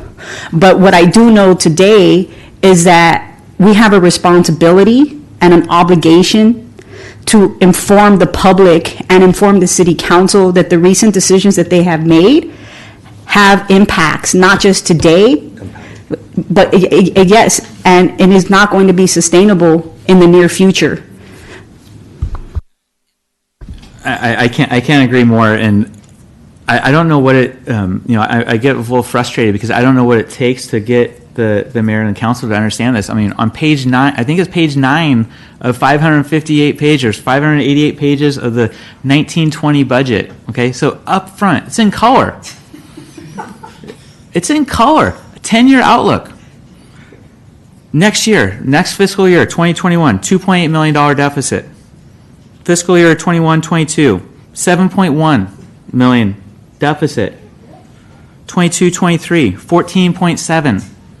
23-24, 18.2. If this doesn't, I don't get it. I don't get how, and this is where I think it's so important to be able to put on the expenditures, what is permanent versus what is discretionary. Because with these types of numbers, when the line is going like this from a revenue versus expenditure, and the middle gap is your deficit, and you're on the upside down of it, that's not a good spot to be. And when I say that, it's like a lotto winner, this is exactly what's worse than a lotto winner spending all their money. How about a city that wins the lottery every single year and still can't make it work? And this is, I think, just, again, page 9. I think it was 9, might have been 8, could have been 10, but it's in the first 10 pages of the budget, and I cannot believe that people aren't saying, "Hey, wait a minute." And when Ms. Martinez is talking about a reset, the reset isn't just like, "Hey, let's talk about this." No, the reset is attorneys are involved, and they're the ones that are getting rich on this thing, and the citizens of this community are going to be the ones that are going to suffer, and the employees of the city are the ones who are going to suffer, because no one likes to talk about the county 20 years ago, and someone that was sitting in those seats, that was probably not a fun spot to be in, or however long that was. I wasn't here when it went down, but I mean, I don't know what it's going to take, but it's going to take something unfortunately from your group, and the finance folks don't like to do this, but it needs to get put in, and maybe that's where this group comes into play, being able to say, guys, your staff is telling you, you're just not listening. I would like to think that we are empowering you to be able to do that, Catherine, and your team to do that. I'd like to think that, at least, because, it's not a bad idea to come in now and say this is a huge problem and doom and gloom, because at the very least, we're going to get the attention immediately, and this is our first go-round at it. So let's do that. I'm okay with that. I think that's what you're hearing from the board here, or from the commission here. How can we help you? First, I want to provide a little bit of context here. It's easy to criticize spending decisions of the past that have gotten us here. But there are some realities that the city deals with. One is that we have a lower tax base per capita than some of our neighbors and some of the other cities across the state. Because of that lower tax base, we can't afford some of the same level of service that other cities can afford. So, for example, our police, it's easy to say, the city council granted them raises. But they have less police officers per capita than most other places. And in order to, it's a dangerous occupation to be in. In order to attract them to the city, you have to pay them well. So, if we want to fill those ranks, keep the city safe, those are some of the decisions that need to be made. You're absolutely right. Your comments do empower me to be able to, go to the council with information. There's no doubt about that. All I can do is ask. You, as a committee, can talk to the council. And one of the things, because you're absolutely right, you were talking about, is the deficit coming, 2 years, 5 years down the road, whenever? And Tim's absolutely right. It's next year. It's 2021. There's options. One, you can, kind of do a zero-based approach that a lot of other cities have done, where you basically say, okay, we have X amount of money to work with. Maybe I shouldn't use X because of Measure X. Okay, so we have so much money that we have to work with. Here are the community's priorities. How do we want to spend that money? Maybe we want to spend 90% of it on public safety. I don't know. But that's up to the council. That's up to a public discussion.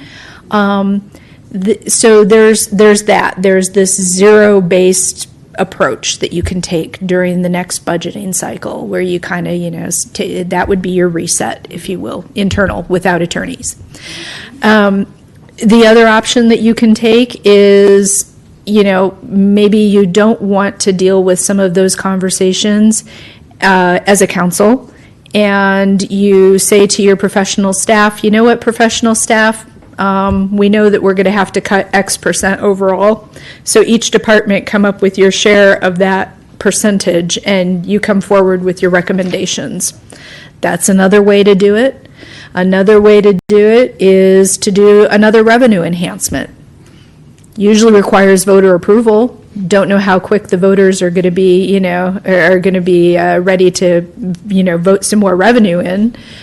So there's multiple ways to attack it. My personal opinion, and this is just my personal opinion, again, all I can do is ask, and it doesn't mean that I'll be granted the ability to do this, but my personal opinion is I'd like to go through that zero-based approach this next budget process and, do a reset as to, maybe the city council, is able to take a step back and look at that thing right there and say, we really don't need to be doing that. We can save money there because we really want to do this. And Catherine, you have experience of other cities also, or I find it, I use the word irresponsible, but that's too strong of a word, but a strange that we're just looking at 1 year at a time from the budget, as opposed to, I think there's other cities that will do a 2-year budget cycle that is, the second year is obviously flexible and it's a rolling too. Has there been consideration to doing something like that? That, obviously, if it were my world, I'd be saying, you got the 10-year right here. Give me the 10-year rolling and let's see what this looks like. But I think a 2-year would be is probably doable, and yet and also we see other cities, I think, do that. Yeah. State law says that you adopt 1 year at a time, but you're absolutely right. That doesn't mean that you can't prepare multiple years.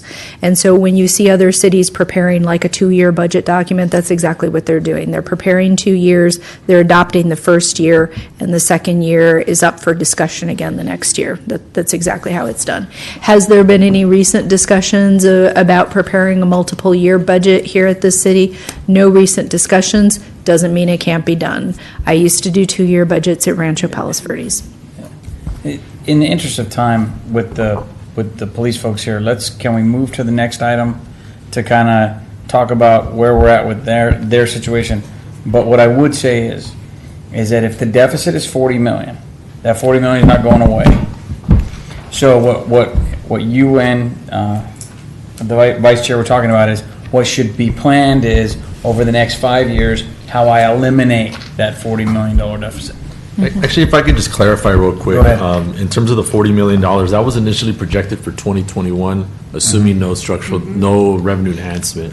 Okay. But for 18-19, the fiscal year that just passed, it was 10.2 million. That was the Okay. deficit projected for that year. So it was gonna raise to that level, 38, Okay, approximately so 40 million. So then, going back to earlier comments, then Catherine could true up the 10 million that was used for Measure X to fix this year's deficit, whatever that deficit was. Right. So Measure X obviously was projected at 15 million pre the 10.2 million identified deficit. Okay. So when that's come in, obviously we're still closing the books and so forth. That's really the key point. But yes, it was projected, assuming no revenue enhancement from Measure X, that it would have been up to. But status quo, right? But now you got the 8.6 million of the police raises. Plus the Yeah, at that time, Counters, previously right? determined. So those. you're going back up. But yes, but obviously the general fund outlook for 1920 reflects the deficit as a chairman or a committee member Johnson mentioned. Gotcha. That's with incorporating the additions from the current year budget. I think basically what we're saying is that expenses are increasing. We don't see anybody putting their foot on the brakes. And now we'd like to do the reset to have a discussion about putting the foot on the brakes and figuring out what the priorities are. Because unfortunately, and you guys know this, we contracted out. We got rid of fire. We got rid of fire with whatever was coming down the pike. Somebody said, let's contract out. If we need to contract out police to sheriffs, so be it if it saves us money, right? At the end of the day, it's budget. So at some point, we may be looking at that. And a couple years ago, we had the discussion about the jail. I mean, it goes on and on and on because we're looking to save. And as Commissioner Martinez says, we've contracted out for a lot. I guarantee you one of the bargaining units does not like that whatsoever. But we do it because that's the only way we can save it. So, I'd like to hear from the police, and because obviously public safety, not just police, but fire, they're very important to the city. Let's hear what 911 is, how much it costs us, how much it costs for new officers. Because I can tell you right now, in my neighborhood alone, which is down at the south end of town, people want to know why we gave a pay raise, but we didn't add any officers. I don't know how much an officer costs, $200,000, $300,000, but we gave away $8 million to pay raises to half of that crowd's going to probably retire, and we didn't get any new officers. And I know the chief's trying to recruit officers, but instead of recruiting, bringing in more officers, we gave existing more money, and we didn't get any more services for it. We just made them happier. So that's the trade-off. Yeah, let them go. From our Esteemed. yeah, so we can figure out what their thoughts are. So. This is fun. So you did miss it. Not really. I wish I was home. Well, good evening, committee members. Thank you for the opportunity to be here tonight to present on how Measure X impacts police services. My name's Robert Carroll. I'm a police admin manager with the police department here. You all recognize this language here. This is from Measure X. Two of the items in here is effective 911 response and retaining firefighters and police officers. I understand some of the members asked for a little bit more background on these two items. So as you know, the Measure X is a general tax which feeds into the general fund as we've been discussing. The police department receives $132 million from the general fund. The general fund allows, the Measure X has allowed the police department to enhance two very important areas. So in addition to receiving money, these are two performance metrics that we're tracking very closely that are key priorities in the police department. One of them, reducing response times, and the other, improving police officer hiring and retention. So just a little bit of background on response times and how they're defined. So priority one, as you can imagine, those calls are immediate threat to life exist for priority one calls. Priority two calls threaten the safety of citizens or serious crimes that are in progress or have just occurred and are of an urgent nature. And both priority one and two calls are dispatched immediately to any available unit. These are instances where there are instances where no units are available and the dispatcher has to work to clear units from other calls so that the incident can be dispatched. Priority three calls are calls where non-life-threatening but urgent in nature. Examples of this include a shoplifter in custody, silent and audible burglary alarms, and transient loitering. Priority four calls are routine incidents that are non-life-threatening but require a timely police response. Examples of priority four calls are burglary reports, stolen vehicle reports, welfare checks, and music disturbances. And then priority five calls are non-urgent and administrative in nature. Examples include parking problems, messages to be delivered, patrol checks, and stray animals.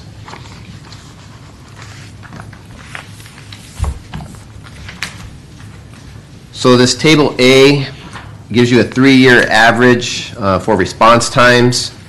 Priority one, you can see for the past 3 years, there's been a small decrease in priority one response times. Priority two as well is trending lower. Same with priority three, priority four, priority five had a slight increase in the 2019 average. Again, we've only at the beginning of September. These numbers could change throughout the end of the year. But what I can tell you is that response times are consistently monitored by PD leadership. And in addition, the police department is in the initial stages of a comprehensive assessment for response times, but these are monitored closely and regularly. First of all, thank you for the information. Welcome. It's extremely helpful to know as a resident of the city to know what the response times are, especially for priority one and priority two. When you look at these priorities, and this is obviously us making recommendations to the council, when you look at these priorities, how do we do compared? The only other city in the county that's anywhere near our size with maybe some of the same problems is Anaheim. They obviously have a bigger revenue stream. They can help their police out a little bit more than we can. Are their response times way better? Same? Worse? And the reason that I'm asking that question is because if it's better, then how can we make it better? What recommendation can we make to the council? Do you need more dispatch? Do you need more timely dispatch? What is it that we as a committee could make a recommendation and say in the public safety area to improve response times, Police Chief Valentin has asked for X, right? Whether it's more dispatch or whatever it is, and the cost is Y. It's a one-time cost or it's an ongoing cost. But at least from the public standpoint is when we do 911 response and we issue the annual report and we say, well, we can't just say we just dumped the money into public safety. We got to say we spent it on X. So do we spend it on 911 response time? And we did it by hiring more police? Did we add more dispatch? Or what did we do as a city to improve the response time? Because they've gone down in what, 3 years, 2 years? 3 years, it's gone down technically. and we've only had a net increase, if I can figure this out, last year alone, we had a net increase of 20 officers. So is it just the officers that caused the priority to cause it to go down? Or is it a multitude of things? And how can we as a commission say, okay, the baseline is here. In 5 years from now, with Measure X funds, did we do what we told the public we were going to do, which was reduce the response time? Those are some of like the thoughts and the questions in my head is because the public agreed to tax themselves to say, we want 911 response times improved, maintained and improved. What did we do to do it? And so that's what we have to tell the public, how we did it. To me, my guess is you've got a multitude of problems. We run call centers all the time. My guess is you need dispatch and you need a few more officers and maybe you need a substation or two. I don't know, but I'm just guessing. So I appreciate first of all, I appreciate the data. And second of all, that's kind of what I'm trying to get at. Trying to figure out how we get you from X to Y and how much that may cost so that when the council's making decisions, they understand that the public and the public's tax dollars are being looked at to be spent in that direction. Thank you for the questions, and a lot of that's going to be addressed in the assessment. Okay. I know it's very difficult to compare response time city to city. Santa Ana, square mileage-wise, we're a smaller city than compared to an Anaheim, but we Right. have a lot more traffic, Right. number of officers, number of dispatchers, as you mentioned. So those are some of the things that we're looking into. Right now, we have a lot of council support. We've always had with funding of police officers. We have police officer positions that are funded that we continue to try to fill. We have dispatcher positions that we have funded that we continue to try to fill. But it takes time to fill those positions, and we're working towards that, and we'll show you Sure. our progress in the next few slides here. But those are some of the answers that we'll have for you. Okay. Are you able to compare, I mean, going back to Leo's first question, in terms of response times versus Anaheim? I know that your preface was saying this not comparing apples to apples, but is that data available? DCD Esparza has a little bit more information on this, so I'll allow him to answer. Hi, my name is Enrique Esparza. I'm a deputy chief at the PD, obviously, and I oversee the administration bureau. We've had several discussions about comparison to other cities because it's been asked of us.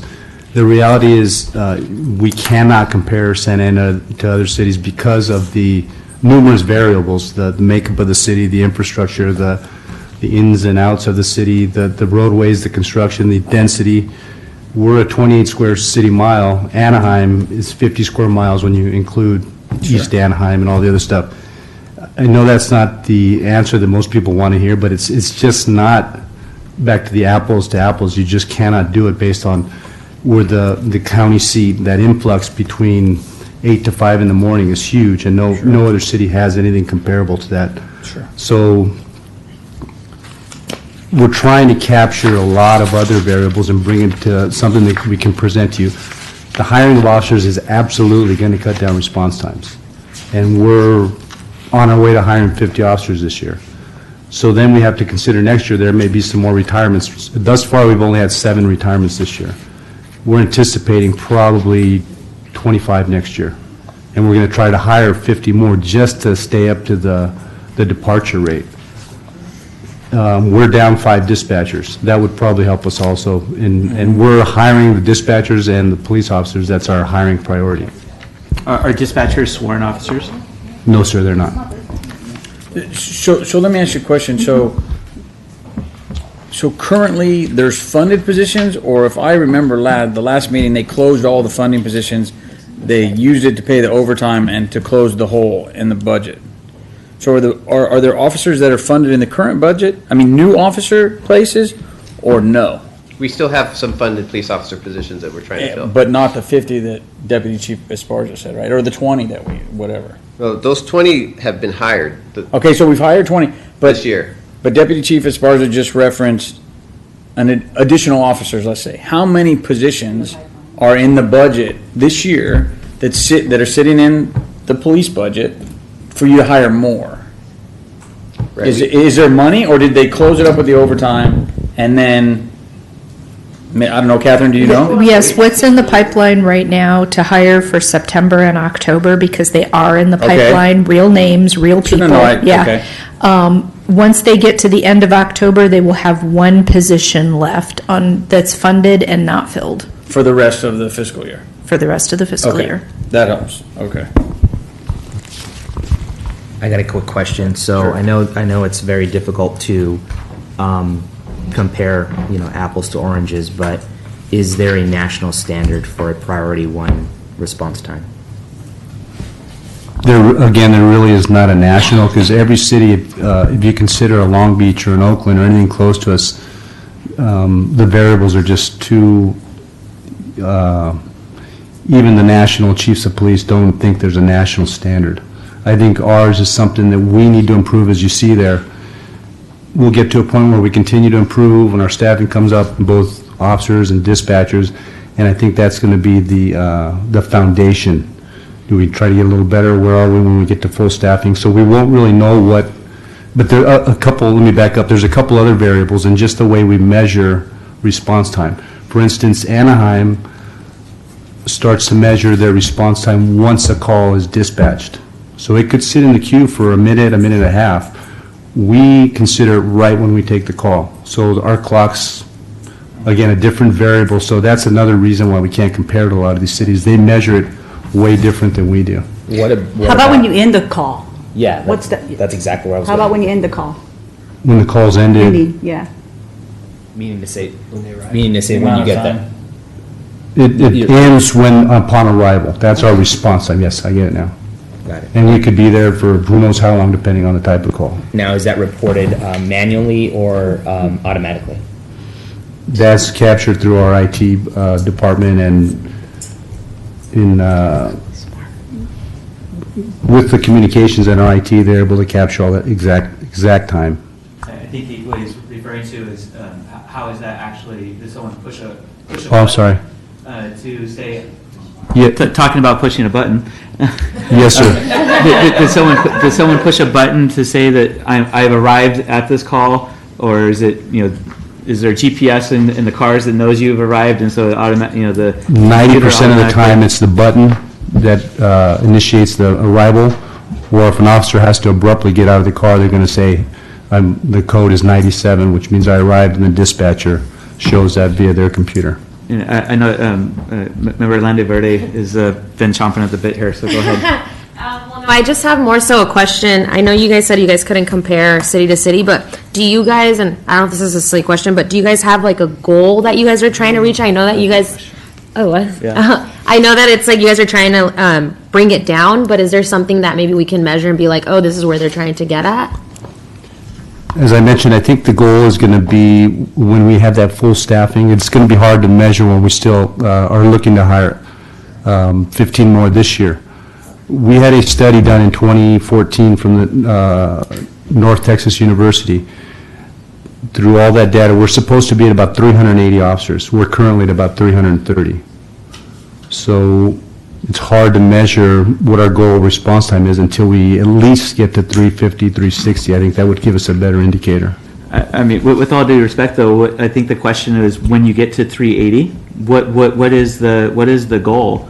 To where, when we're looking at this, and to where someone can look at it and say, okay, they're achieving what they want to achieve with the resources that they wanted.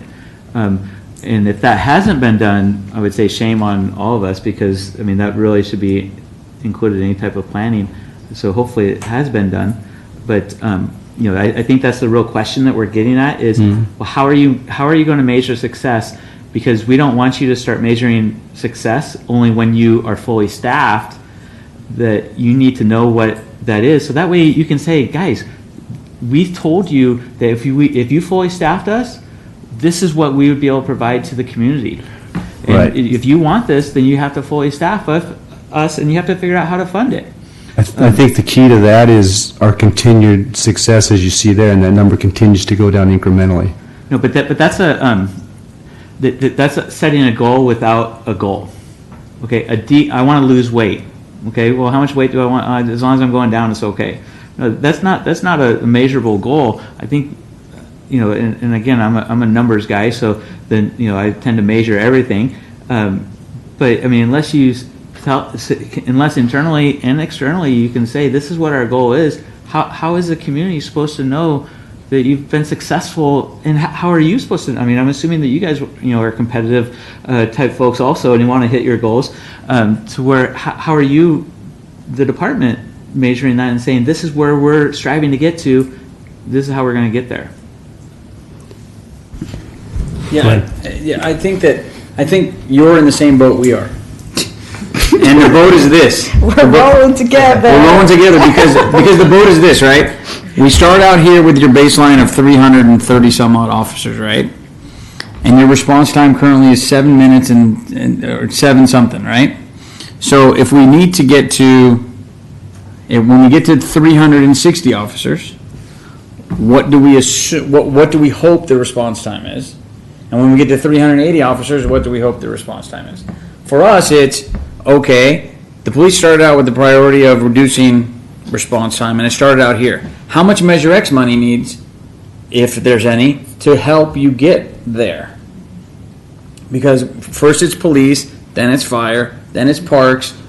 Everybody's going to come in, and we're going to try to get a baseline for everybody and say, how was this money used? Because unfortunately we have to tell the taxpayers, how was the money used to reach each plateau or each goal in the process? And that's why I think my fellow commissioners are asking the question, where do you want to get to? Because for us, okay, the police want to get to 4 minutes, right? Which would be excellent. How do we get there? Is it 10 dispatch? Is it 40 more officers? How do we get to that goal? And then the council knows they have to do X, Y, and Z to get to that goal. And how do we, as the taxpayers, figure out, okay, well, what are the priorities? So I think you're in the same boat we are. And that's why I asked the question early on. And that's why I think everybody up here said, what are the metrics? How do we do it? Because this is public money. And we're trying to tell the public what we're doing with the tax that they agreed to do. So I think, I don't know, did I collect that correctly? They just want to know if you got it, well, you're not going to get everything, but if you got mostly everything, is it 4 minutes? Is it 5 minutes? Is it 3.5 minutes? What do you think? And that maybe that's in your assessment as you go forward. It absolutely is. That would be the number that we would need back here to say, okay, now we know. And I think we can provide that number as we get a little more data. Okay. The ratio, if the hiring stays consistent, and that ratio is comparable to that number you see there, like priority ones, which is obviously the most critical. Right. If that proportionally is going down, we can get a better measurement that we can provide an actual number. Once we get to 380, we should be able to look across the board in proportion and get that number to you. Right. But with a few, couple years of data here, I don't think we can provide that. And there's a few other accurately. things that are out of the city's control. You know, the buses that get dropped off at the jail at midnight, that's out of our, well, it's not completely out of our control. I've encouraged council members, that's the fight, another fight we gotta take up. Second of all, we don't control the recession. When people become unemployed, we don't control that. Summertime, we don't control, unfortunately, young kids doing stupid things in the summertime when they're out of school. But you guys know when the flow is and when it isn't the flow. So the thing is that how can we do to make it better and plan instead of 1 year planning, 5-10 year planning with this tax money? How do we get there in a long-term process instead of 1 year? Because 1 year planning doesn't really work. It's more like fingers in the dike. Exactly. So look, a plan without action is just a daydream. Action without a plan is a nightmare. Let me repeat that again. A plan without action is a daydream. Action without a plan is a nightmare. And I think this is what we've seen ourselves, and I've said this quote many times when I've been on this council, and in particular, as we look at police and how you guys compare variables, and you don't want apples to apples, you know, or apples to oranges, but Catherine mentioned it earlier, is that the amount of money that we get back is not the same amount that Long Beach gets back. Long Beach, and I always give the example, gets 26 cents back on the dollar in property tax. We get 19 cents back, right? But those allocations, those tax allocations are SB 8 and SB 54 and AB 8, which was tied to Prop 13. And so we all know that those funding formulas are mandated by the state legislature. We're now 30 plus 40 years in with these allocations, and we know that. But HR is still so focused on market rate. Well, if this police department just gave a raise, we didn't have to compete, but knowing that we're not generating or receiving the same amount of revenue. So it's like us as well saying, well, where do you compare to Anaheim? Well, Anaheim is 40 plus square miles. Anaheim's revenue is much different than Santa Ana's. And so what we're saying here today, okay, we understand that, but also understand that from a financial aspect as well, we don't generate the same amount of revenue. And so we continue to pin each other and realizing that we're digging ourselves deeper in a hole because we're continuing to give more money to public safety while we crowd out other services. And public safety is number one in any community. I will not dispute that. But if we continue to give and give and give and not have an action plan to reduce crimes and calls of service, red flags start to raise. Okay, well, are we just giving this money to give raises because this is where we're at, or currently per capita we're supposed to be at 360 officers? Well, what standard is that? And when did that standard start? We're in the 21st century today. Technology has evolved. We have different innovation. And I think our police department is one of the best police departments in the country.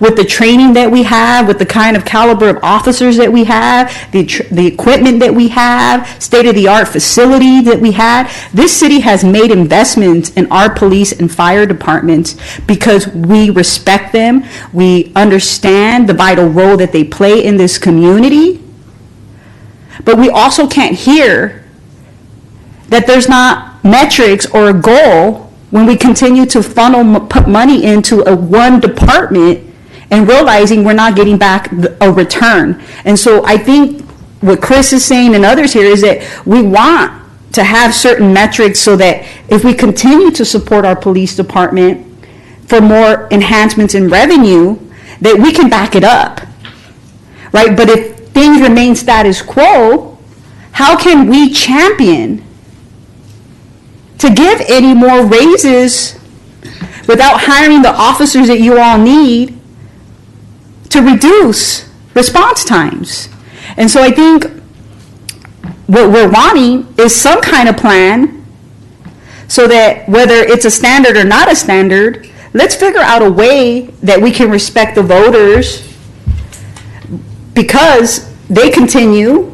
I'm a voter, I'm a resident, I'm a taxpayer. I continue to give my money to this community, and I want to make sure that if we're giving 80+% to public safety, and that means police and fire and our jail, that we get back a return.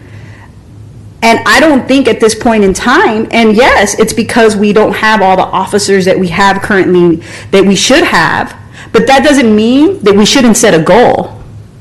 Right? And I think we need to figure out what that is now versus later, because if we continue to go this route and not have any metrics, it's going to be very hard for us to go back to the public ever again for any kind of tax enhancements. Right? So that's one. Number two, if we have to make cuts or possibly have conversations about going to the sheriffs because we have to hit a reset, that's going to be very difficult. It was much easier to outsource our fire. Our city is very unique as it pertains to the kinds of crimes that we have. It's one of the youngest cities in the country. We are the county seat.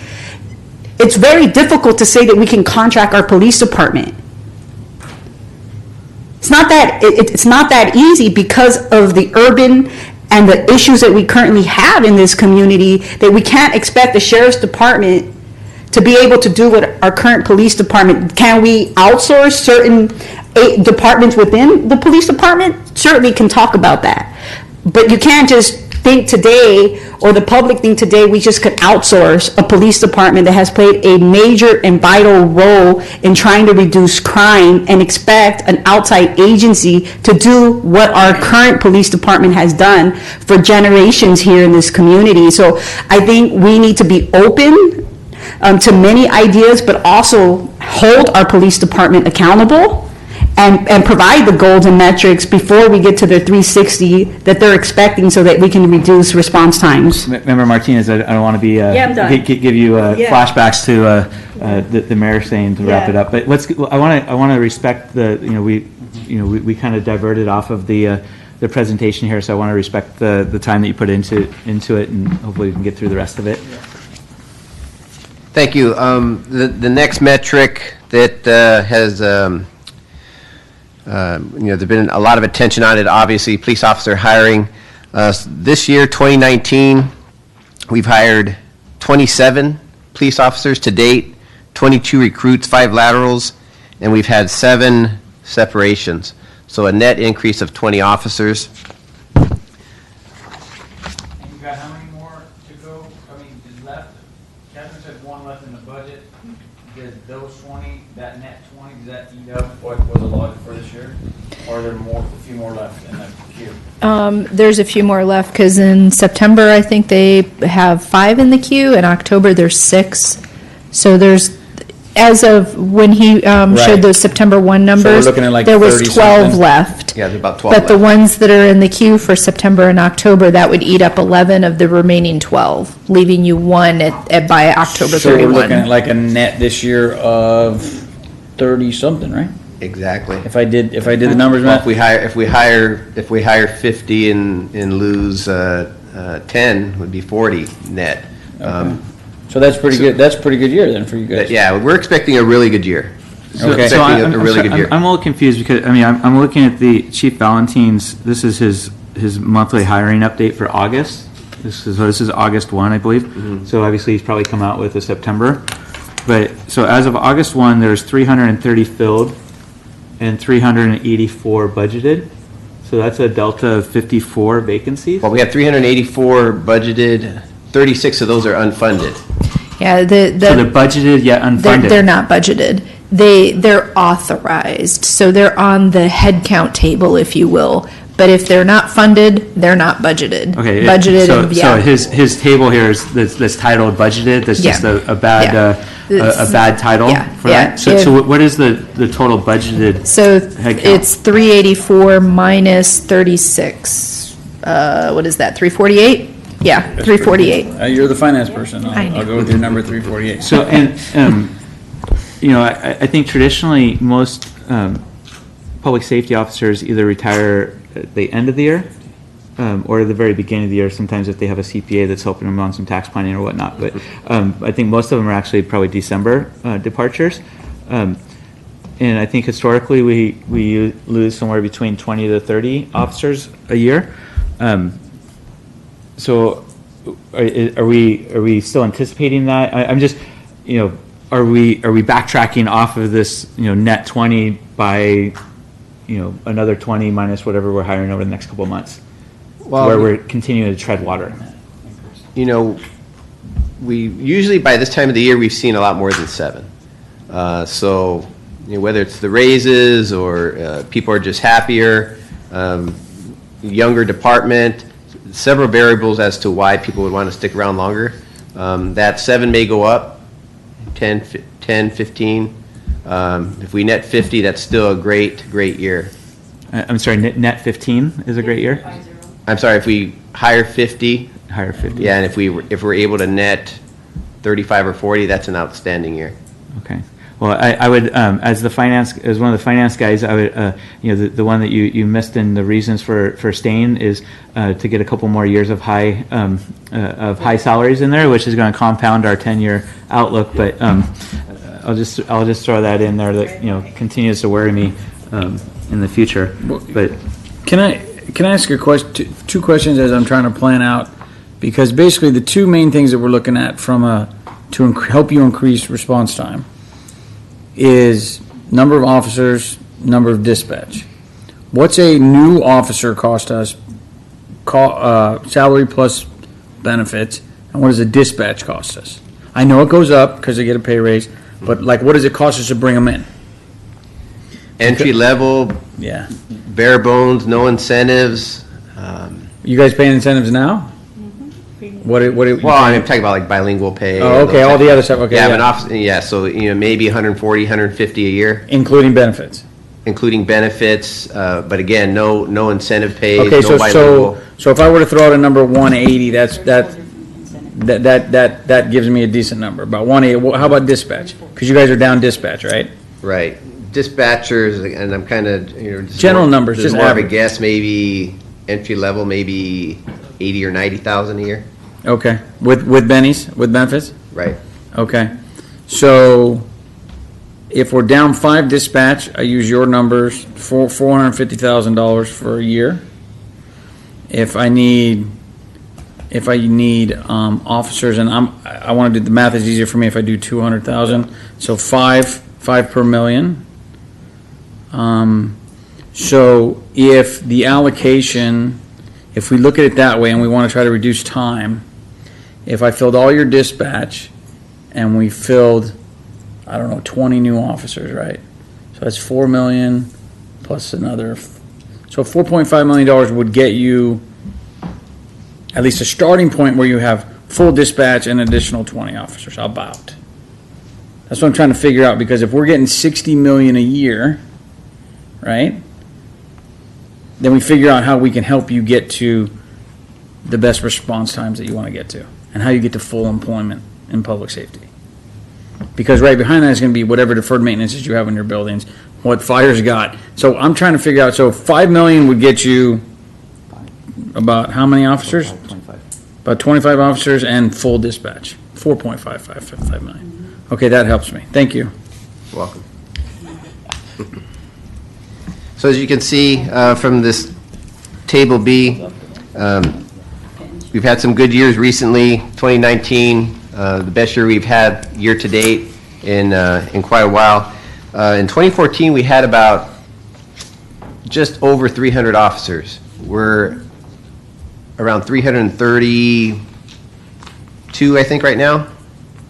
So the number has been going up, and that number of officers, again, that's from the chief down to police officer, sworn officers. And do you have, and I assume this is what you guys are working on, do you have a succession plan where we know guys and gals are going to roll off at 3% at 50 and they go away, and then we got young men and women in the queue that keep coming?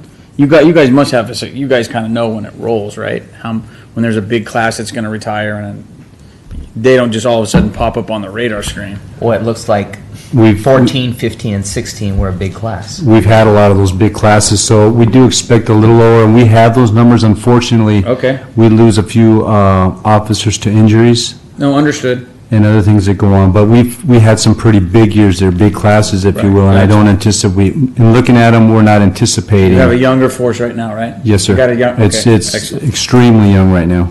Okay. Well, good to know that you're still here. You guys have gray hair like me. I'm a little old, so I'm not in that class. So to summarize, I think what you're kind of hearing from the group here is that, we'd like to have some measurable metrics, and not wait until you're in full force to be able to do that, because that's changing the metric to what happens at that time, which I think we can all agree, including everyone in your own group, that's not how that probably should work. And I think that from a metric measurement, which is what kind of spurred this conversation from the first meeting, was how do we measure success, and how do we hold ourselves accountable? How do you guys hold yourselves accountable? Because I'm sure that you guys want to do that. Want to hit that also. It's good for yourself. It's good for your families. It's good for everyone else, all your coworkers. And so, hitting those metrics is, and defining those metrics, defining what success is, because from, I think, our group's mind, success is not just hiring, it's the level of service that is most important, of which, one of those levels of service is probably easily measurable. We can fight over the details of when you push the button, when you end the button, all that type of stuff, but as long as you're doing it consistently, you're looking at the decrease in response times is probably the most easily measurable, but we have to define what success is in that area. Right. Yeah, and I want you to see this as kind of an ongoing dialogue, because we're going to try to figure out ways. We've had discussions, all of us have had discussions with council members and others about how we do this. Because one of the things that, as you guys know, my fellow commissioner here and I were talking about how come planning's not open past 5 o'clock. People get off work, they've got to get permits. So there's so many other things that are going to go into $60 million. How do we automate? How do we improve? And this is just the beginning step for us, because the tax is in place a long time.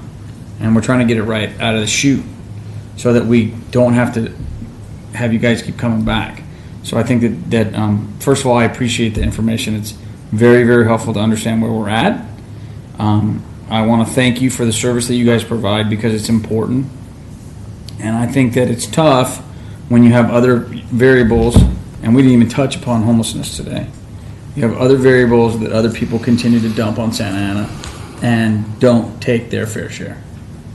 And so I appreciate it, and I look forward to the continued dialogue, because I think it's really helpful for all of us to kind of understand how we can do our job, so that it makes Catherine's job a little easier when she says, look, here's the report, this is where the money went. So I appreciate it.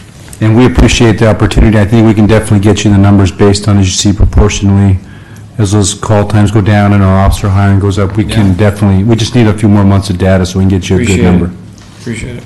Thank you. Vice Chair, do you want the committee to make a motion for a recommendation or something? I personally would like to have a recommendation that we have, I was going to say quarterly, but since we meet every quarter, a metric of hires as well as your measurable response times. I'm assuming you guys probably are doing that on a monthly basis. So if possible, if we could, at each meeting, maybe be able to have that. I think that would be my suggestion. I don't, but open to the rest of the committee members. Motion to approve? Second. Okay, so all in favor? Aye. Aye. Aye. Okay, Thanks, guys. thank you very much. And I would also say that Chief Valentine should change his budgeted versus on his hiring monthly update. But all right. Okay. So I think we are kind of already talking a little bit about item number 4 before, and maybe if we. Thank you very much, guys. Thank you, sir. Thanks.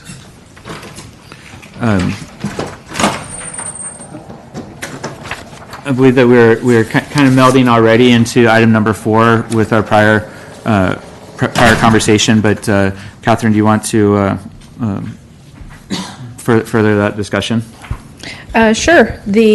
So I heard good feedback. I have some ideas. Just being very candid, one of the ideas that I have is, okay, you look at the last time where the budget was balanced, and then you look at what expenditures went up from that point. Those are your deficit expenditures. And then you can say, like you wanted to pocket the deficit into multiple categories. That's one way to do it. That's pretty, stays away from any controversy. Exactly. Suggestions or controversy or anything. It's just data. But when you say last time it was balanced. Yeah. So like, let's say the budget was balanced in, I'm just going to throw this out. Let's just say it was balanced in fiscal year 15-16. But I mean, it's balanced every year. Well, Right? not really. No, because when the fiscal year 18-19 budget was adopted, you had a budget document that said revenues equal expenditures, but the problem was that revenue number included a 10.2 million use of general fund balance. Right. Got it. So, so you look at the last time that it was balanced, and then you see the creep up of expenditures from there in which categories, and you can kind of quantify then where your deficit is. That's one way to do it. Your biggest, I think we talked a little bit about this last time, is that, that we had a change in how the pension, the pension figures were Yeah, budgeted absolutely. historically versus, which, really kind of skewed some of the, because we didn't pro forma the historical to be able to compare apples to apples on a go-forward basis. And so from my standpoint, any type of historical comparison, you need to adjust to be able to, because especially with something as big as our unfunded pension liability and how that's being treated, as opposed to in the departments versus a separate line item. Yeah, I completely agree. I think I can find a way to do it. Moreover, I just offer to the committee, yes, your establishing resolution says that you meet at least quarterly.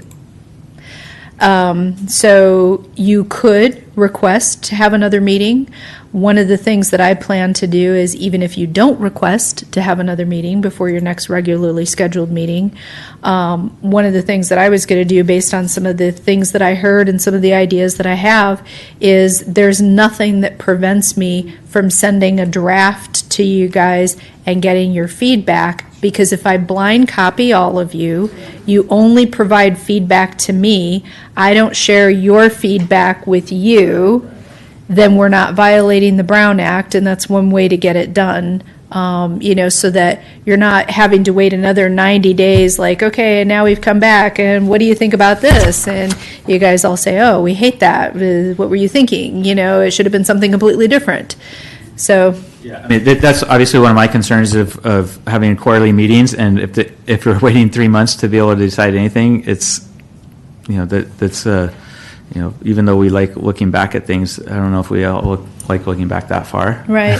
And I mean, we're in a startup phase here, so I'm perfectly okay with having a couple extra meetings if that's the desire of the committee, because we're kind of all feeling our way here. We've got a very difficult task ahead of us, and so, maybe once we get into a rhythm, if you will, like we've established, okay, this is how we're going to report going forward, then maybe quarterly is completely fine at that point. You put it on autopilot and you go quarterly.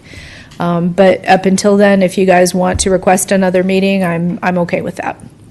I personally would be fine with that, because especially, I know that we're focusing on 1920, but technically we have you have to report, and there's on the fourth quarter of 1819, the April through June expenditures, and so even though we're focusing on the 60 million, there's actually an expenditure disclosure requirement on last fiscal year of where that money was expended also, of which that's needs to be done now. I am okay with an additional meeting here or there, just so we can communicate like we did to law enforcement tonight. Communicate to the other people that were singled out in the initiative that this is what we expect, so that you don't have to deliver that. So we can tell fire, what are your needs? How many do you need? How much deferred maintenance is there? That kind of stuff. Parks, what do you need? Because parks tend to be one-time expenses. Some are programs, but one-time expenses, which is what Commissioner Johnson was referencing. So if we can figure out a way to get all those big topics in, so we can get a sense of where they're at and how we can communicate to them what we expect, and get that done in the first year, that would be great. Because there are a lot of little groups. I mean, homelessness, everybody's spending money on it, and I don't see a single metric out there that says that anything's getting any better. But somebody says it's getting better. So you go homelessness, you just go through the initiative and the issues, and then we can communicate to each area what we're thinking, because all of us have different viewpoints, but I think the one thing that none of us are budging off of is our metrics. That's right. It's kind of like, and I'm not a finance guy, most of the people in this room are finance people, but that's one thing everybody lives off of, metrics and goals, and my incentive pay is tied to it or whatever. So I think if we can inject metrics into some of these departments that haven't worked in metrics before, it might help the process along. Well, I think it would help the city too. Yeah, I agree. Technology and society as a whole, nationally, smart cities is a big deal. And it'll come to the city sooner than later. And the earlier that we adopt not only the ability to be able to measure things, but retain the data and control the data, the better off we're going to be. I had a quick question for you, Catherine. So I'm 100% in agreement of trying to meet again before our quarterly required meeting, but I would like to know how much time do you think you would need to put together a draft report? And at the same time, I'd like the next meeting to be able to look over that draft report and maybe also have one of these other departments Yeah. like the police department, pardon me, the fire department come in.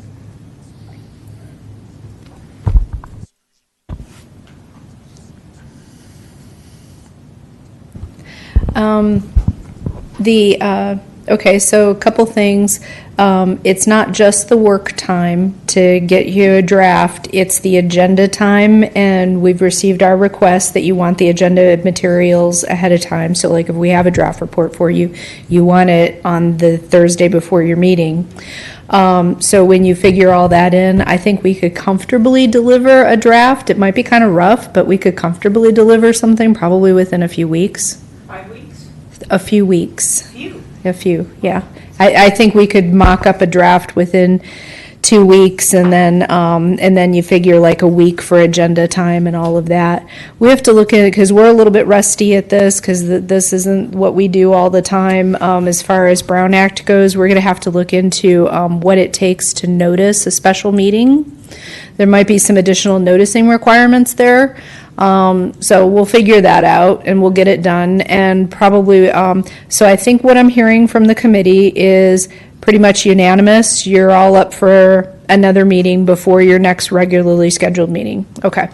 So then, I think that tonight when you go to adjourn, because we don't have a date certain, I think that you're going to have to adjourn to a special meeting, date to be determined.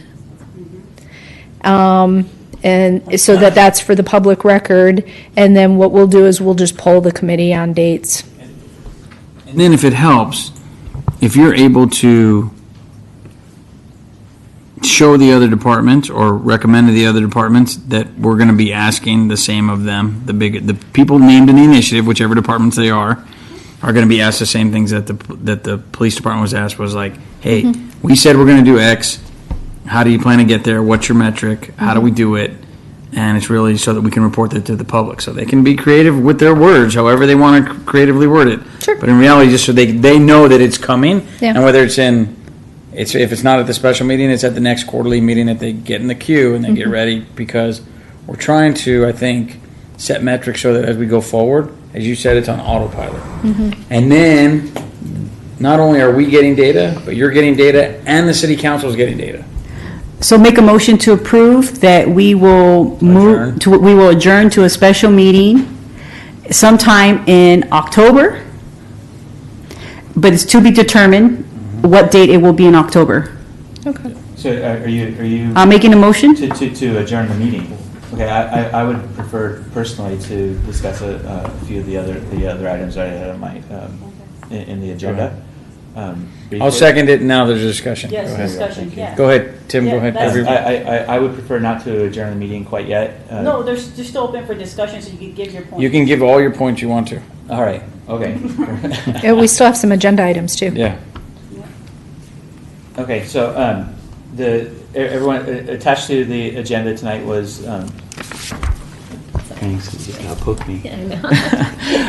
Attached to the agenda was three points that kind of came out last meeting. I think the third one is a little bit with well, actually no, it's the second one a little bit with the disclosure requirement of how there was expression that possibly that was not going to be it was almost going to be an impossible task, but it sounds like we're working on that, and so as long as I think we're moving forward with that, I think that will take care of itself. I am concerned on the first one. If we all recall, there's an audit required of the expenditures, of which the response that we heard back last meeting was that the interpretation of the ballot language was that since this was all part of general fund money, that the audit requirement was going to be satisfied by the regular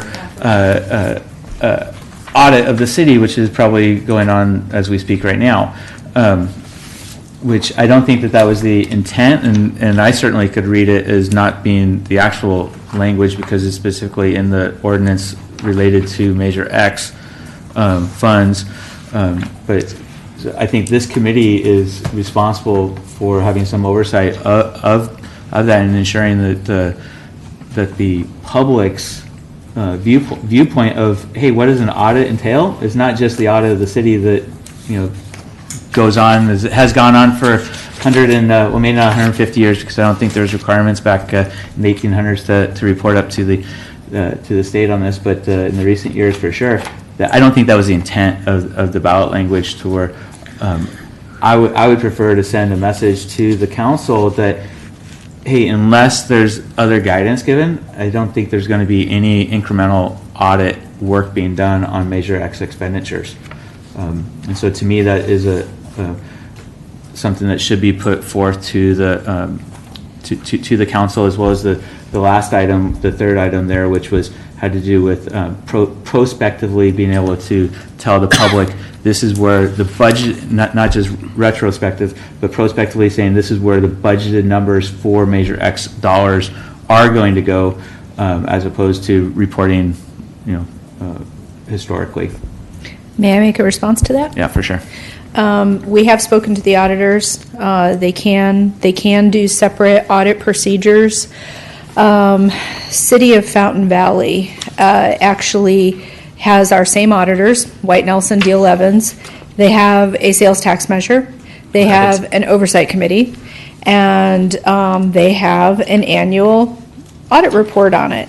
And the language that's in the auditor's report, you being a CPA, you'll appreciate this, Tim. Let me see if this satisfies the committee, and if it does, we can work towards doing something very similar to what Fountain Valley has done. Thank you. It says, in our opinion, well, a lot of language, but in our opinion, management's assertion that the city complied with Measure whatever, in this case, Measure X, reporting requirements included in the accompanying schedule is fairly stated in all material respects. So, it's basically something like what we're talking about. It's in a different format, but it's basically saying that we assert that we spent the money on this, that, and the other thing, and the auditor has applied some procedure to it. We don't know exactly what that is, but to be able to make the statement and an opinion that it's stated fairly in all material respects. Do you feel confident that you're going to be, because obviously they're auditing numbers that are coming from the city, That's right. From Fountain Valley staff, and the person who's putting those forth also has a responsibility. Probably presuming they're also a CPA, and so yeah, we know all him. that type of stuff. Jason Alimam, he's a CPA. So we're going to have further discussions with him, more detail on exactly what it is that they're doing, and maybe we don't have to reinvent the wheel so much. But Would you feel that you need to have guidance from council on that, or are you? Because I think we heard last time that the audit, in your opinion, was going to be fulfilled based upon the overall audit of the city, which is what spurred my my language here. And that's what we were thinking based upon the ordinance language, because the ordinance language, it doesn't specifically say a separate audit. Section 35215 says an annual audit of the revenue generated by the sales and use tax and the expenditures made will be conducted by an independent certified public accountant. So to us, when we were first looking at that, we were saying to ourselves, well, of course they're going to, audit all of our general fund revenue and all of our general fund expenditures, which these things are included. So that's what got us on the thought process that our normal audit would be covering this. But after discussions with you, after discussions with our auditor, after seeing this example from Fountain Valley, after talking with Jason, the finance director over at Fountain Valley, we think that, we probably can deliver something different. Moreover, there was a staff report that accompanied. It's a July 17th, 2018 staff report that went to the city council that was basically, the recommendation was directing staff to place the ballot measure on, And so in that staff report, which becomes part of the public record and part of the intent, so maybe that section was worded where we were interpreting it like, oh, well, of course this is going to be covered by our normal audit. In the staff report, though, it sheds light on the intent. And the staff report says that if requirement for an independent audit is added to the ballot measure, which it was, a separate audit would be performed specific to the add-on sales tax to ensure that new revenues are properly collected and that expenditures are reviewed and consistent with governmental accounting practices. So after having found that, now we have something in the public record that demonstrates intent. And so I think we do need the additional agreed upon procedures, and we think we have an answer. So more than anything, this was me telling you, we're on it. Well, I don't have very specific answers right now. I think I know which direction we're going, but we're on this. Okay, great. I'm glad that you brought that up because I was going to also. And then I was also going to, I think there's just a language issue that we transitioned from using transactions and use tax, which is the technical term as we even heard tonight, with all section 35-200XX of the ordinance. It's referring to transactions and use tax, which is, so it's very specific to X. And then unfortunately, there's a pivot to I noticed that sales too. and use tax with regards to solely the audit. And I don't know if that was intentional or if it was an oversight, because I think most people are, thinking of this as a sales tax and not a transactions tax. Exactly. Exactly. And so I was hoping that we weren't, going to have to get into, okay, well, is there a comma that goes there or not a comma that goes there? Do we switch from transactions to sales tax? And so I'm glad that you are seeing it the same way that I am on this. And so with that, I think, if that's the road that we're going down on the audit, I don't think that we need to have council give direction, because it sounds like you already have your direction that you need on that. And just so you know, we do have a small budget each year for AUP, or agreed upon procedures like this would be. So we already have that budget. Okay, was that part of the budget for implementing X at all? No, I tried to find that. No, not specifically. It's just our regular audit contract with our independent auditors. The audit contract has a provision in there for an additional like $25,000 a year for agreed upon procedures. Okay. And so, basically at that point, staff has the freedom. I mean, certainly council can give direction, but staff has the freedom to say, you know what, we'd like you to look at this year, and suggest what those agreed upon procedures might be. Okay, and so I think that would that satisfies two of the three two of the three issues that I had brought up, and the last one being the should we be proposed from the budget perspective, being able to tell the public this is where we're going to, this is where the Measure X money is budgeted for, as opposed to waiting until next year or next couple of months for the last 3 months of last fiscal year. Should the with the public, are they anticipating being able to know where the budget went for X, as opposed to waiting a year to know where it went? Yeah, got it. So do you have any thought on that?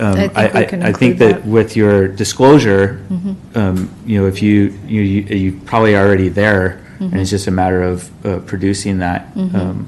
Yeah, I think we can give that to you.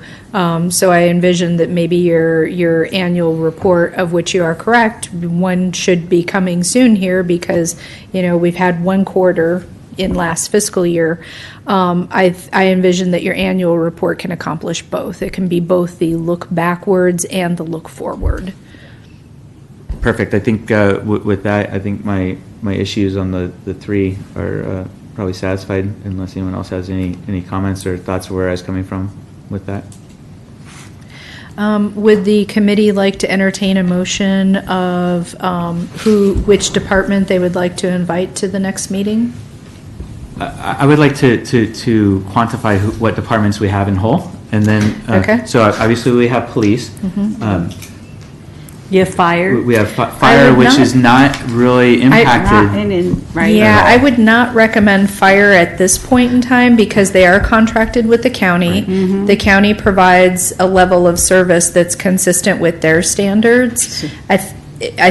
And this is just my own personal opinion. I mean, the committee can recommend whatever the committee wants, but I think it would be easier for us to tackle the in-house departments or services first before trying to think through how, how we would talk about the county contract. Yeah, so you have planning, public works, parks and recreation, Well, if you look at the, right? I've got the staff report language in front of me, provide public safety, addressing homelessness, providing deferred maintenance at parks and other city facilities, equipment replacement, and capital public improvement, works. youth programming, library services, code enforcement, and general So municipal yeah, services. so it's parks and rec, public works. I would suggest public works. Public Works? Yeah. Public Works, because as a resident, I think all of us as residents would say, the most important things are that the water turns on, the trash gets picked up, and the roads aren't a mess. And And we're safe at home. yeah, and community services are under you, correct?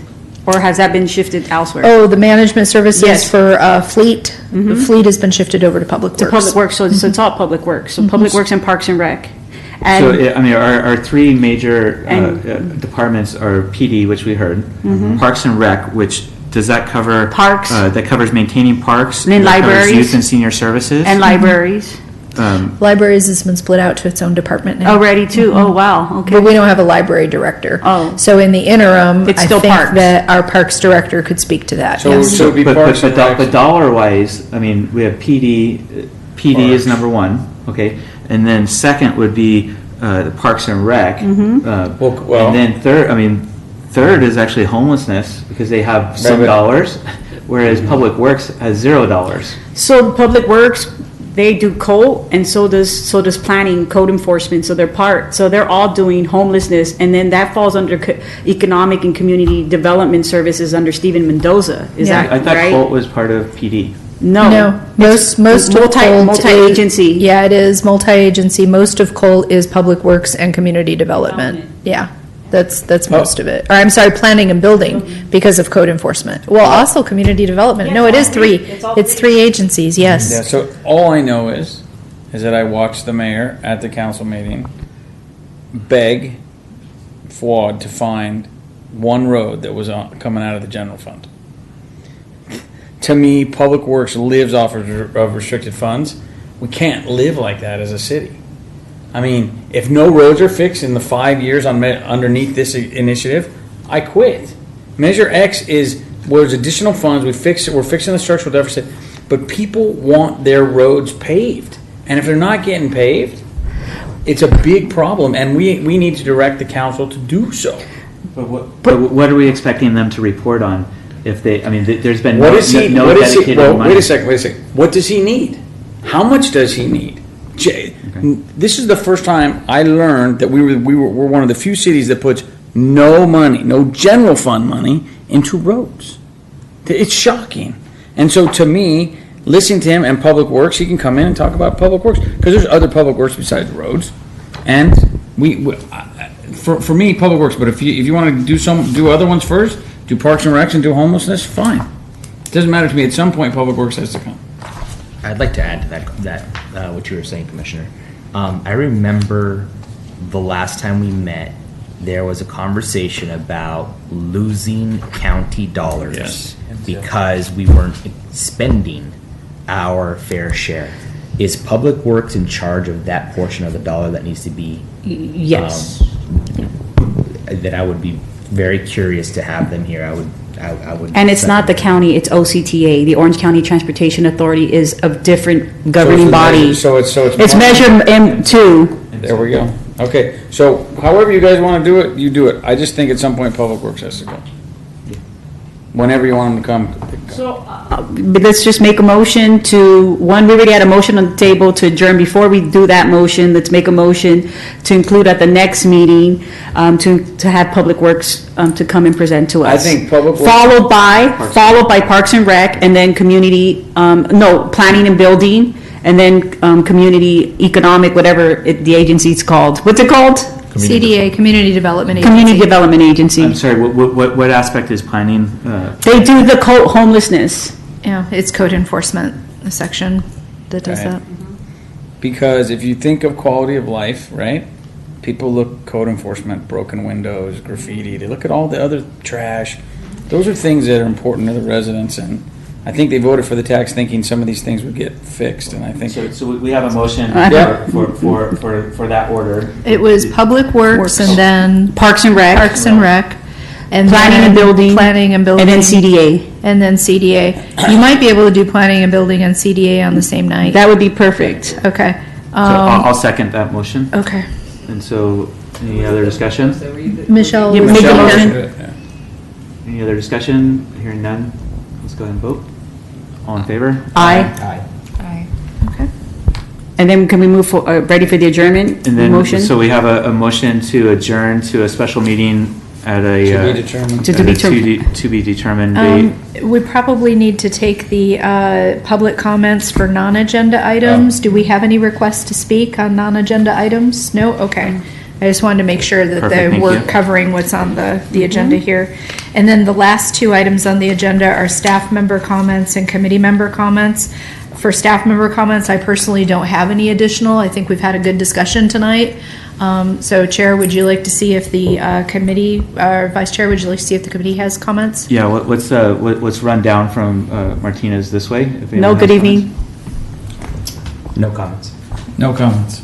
comments? No comments, I've said enough. Okay. Now I think if you would like to, you can adjourn the meeting to a special meeting in October, date to be determined. So, There was a motion There and a was already a second. motion and a By second, Martinez, second so- by Leo. so we're gonna, all in favor? Aye. Okay. Great. Thank you. Thank you.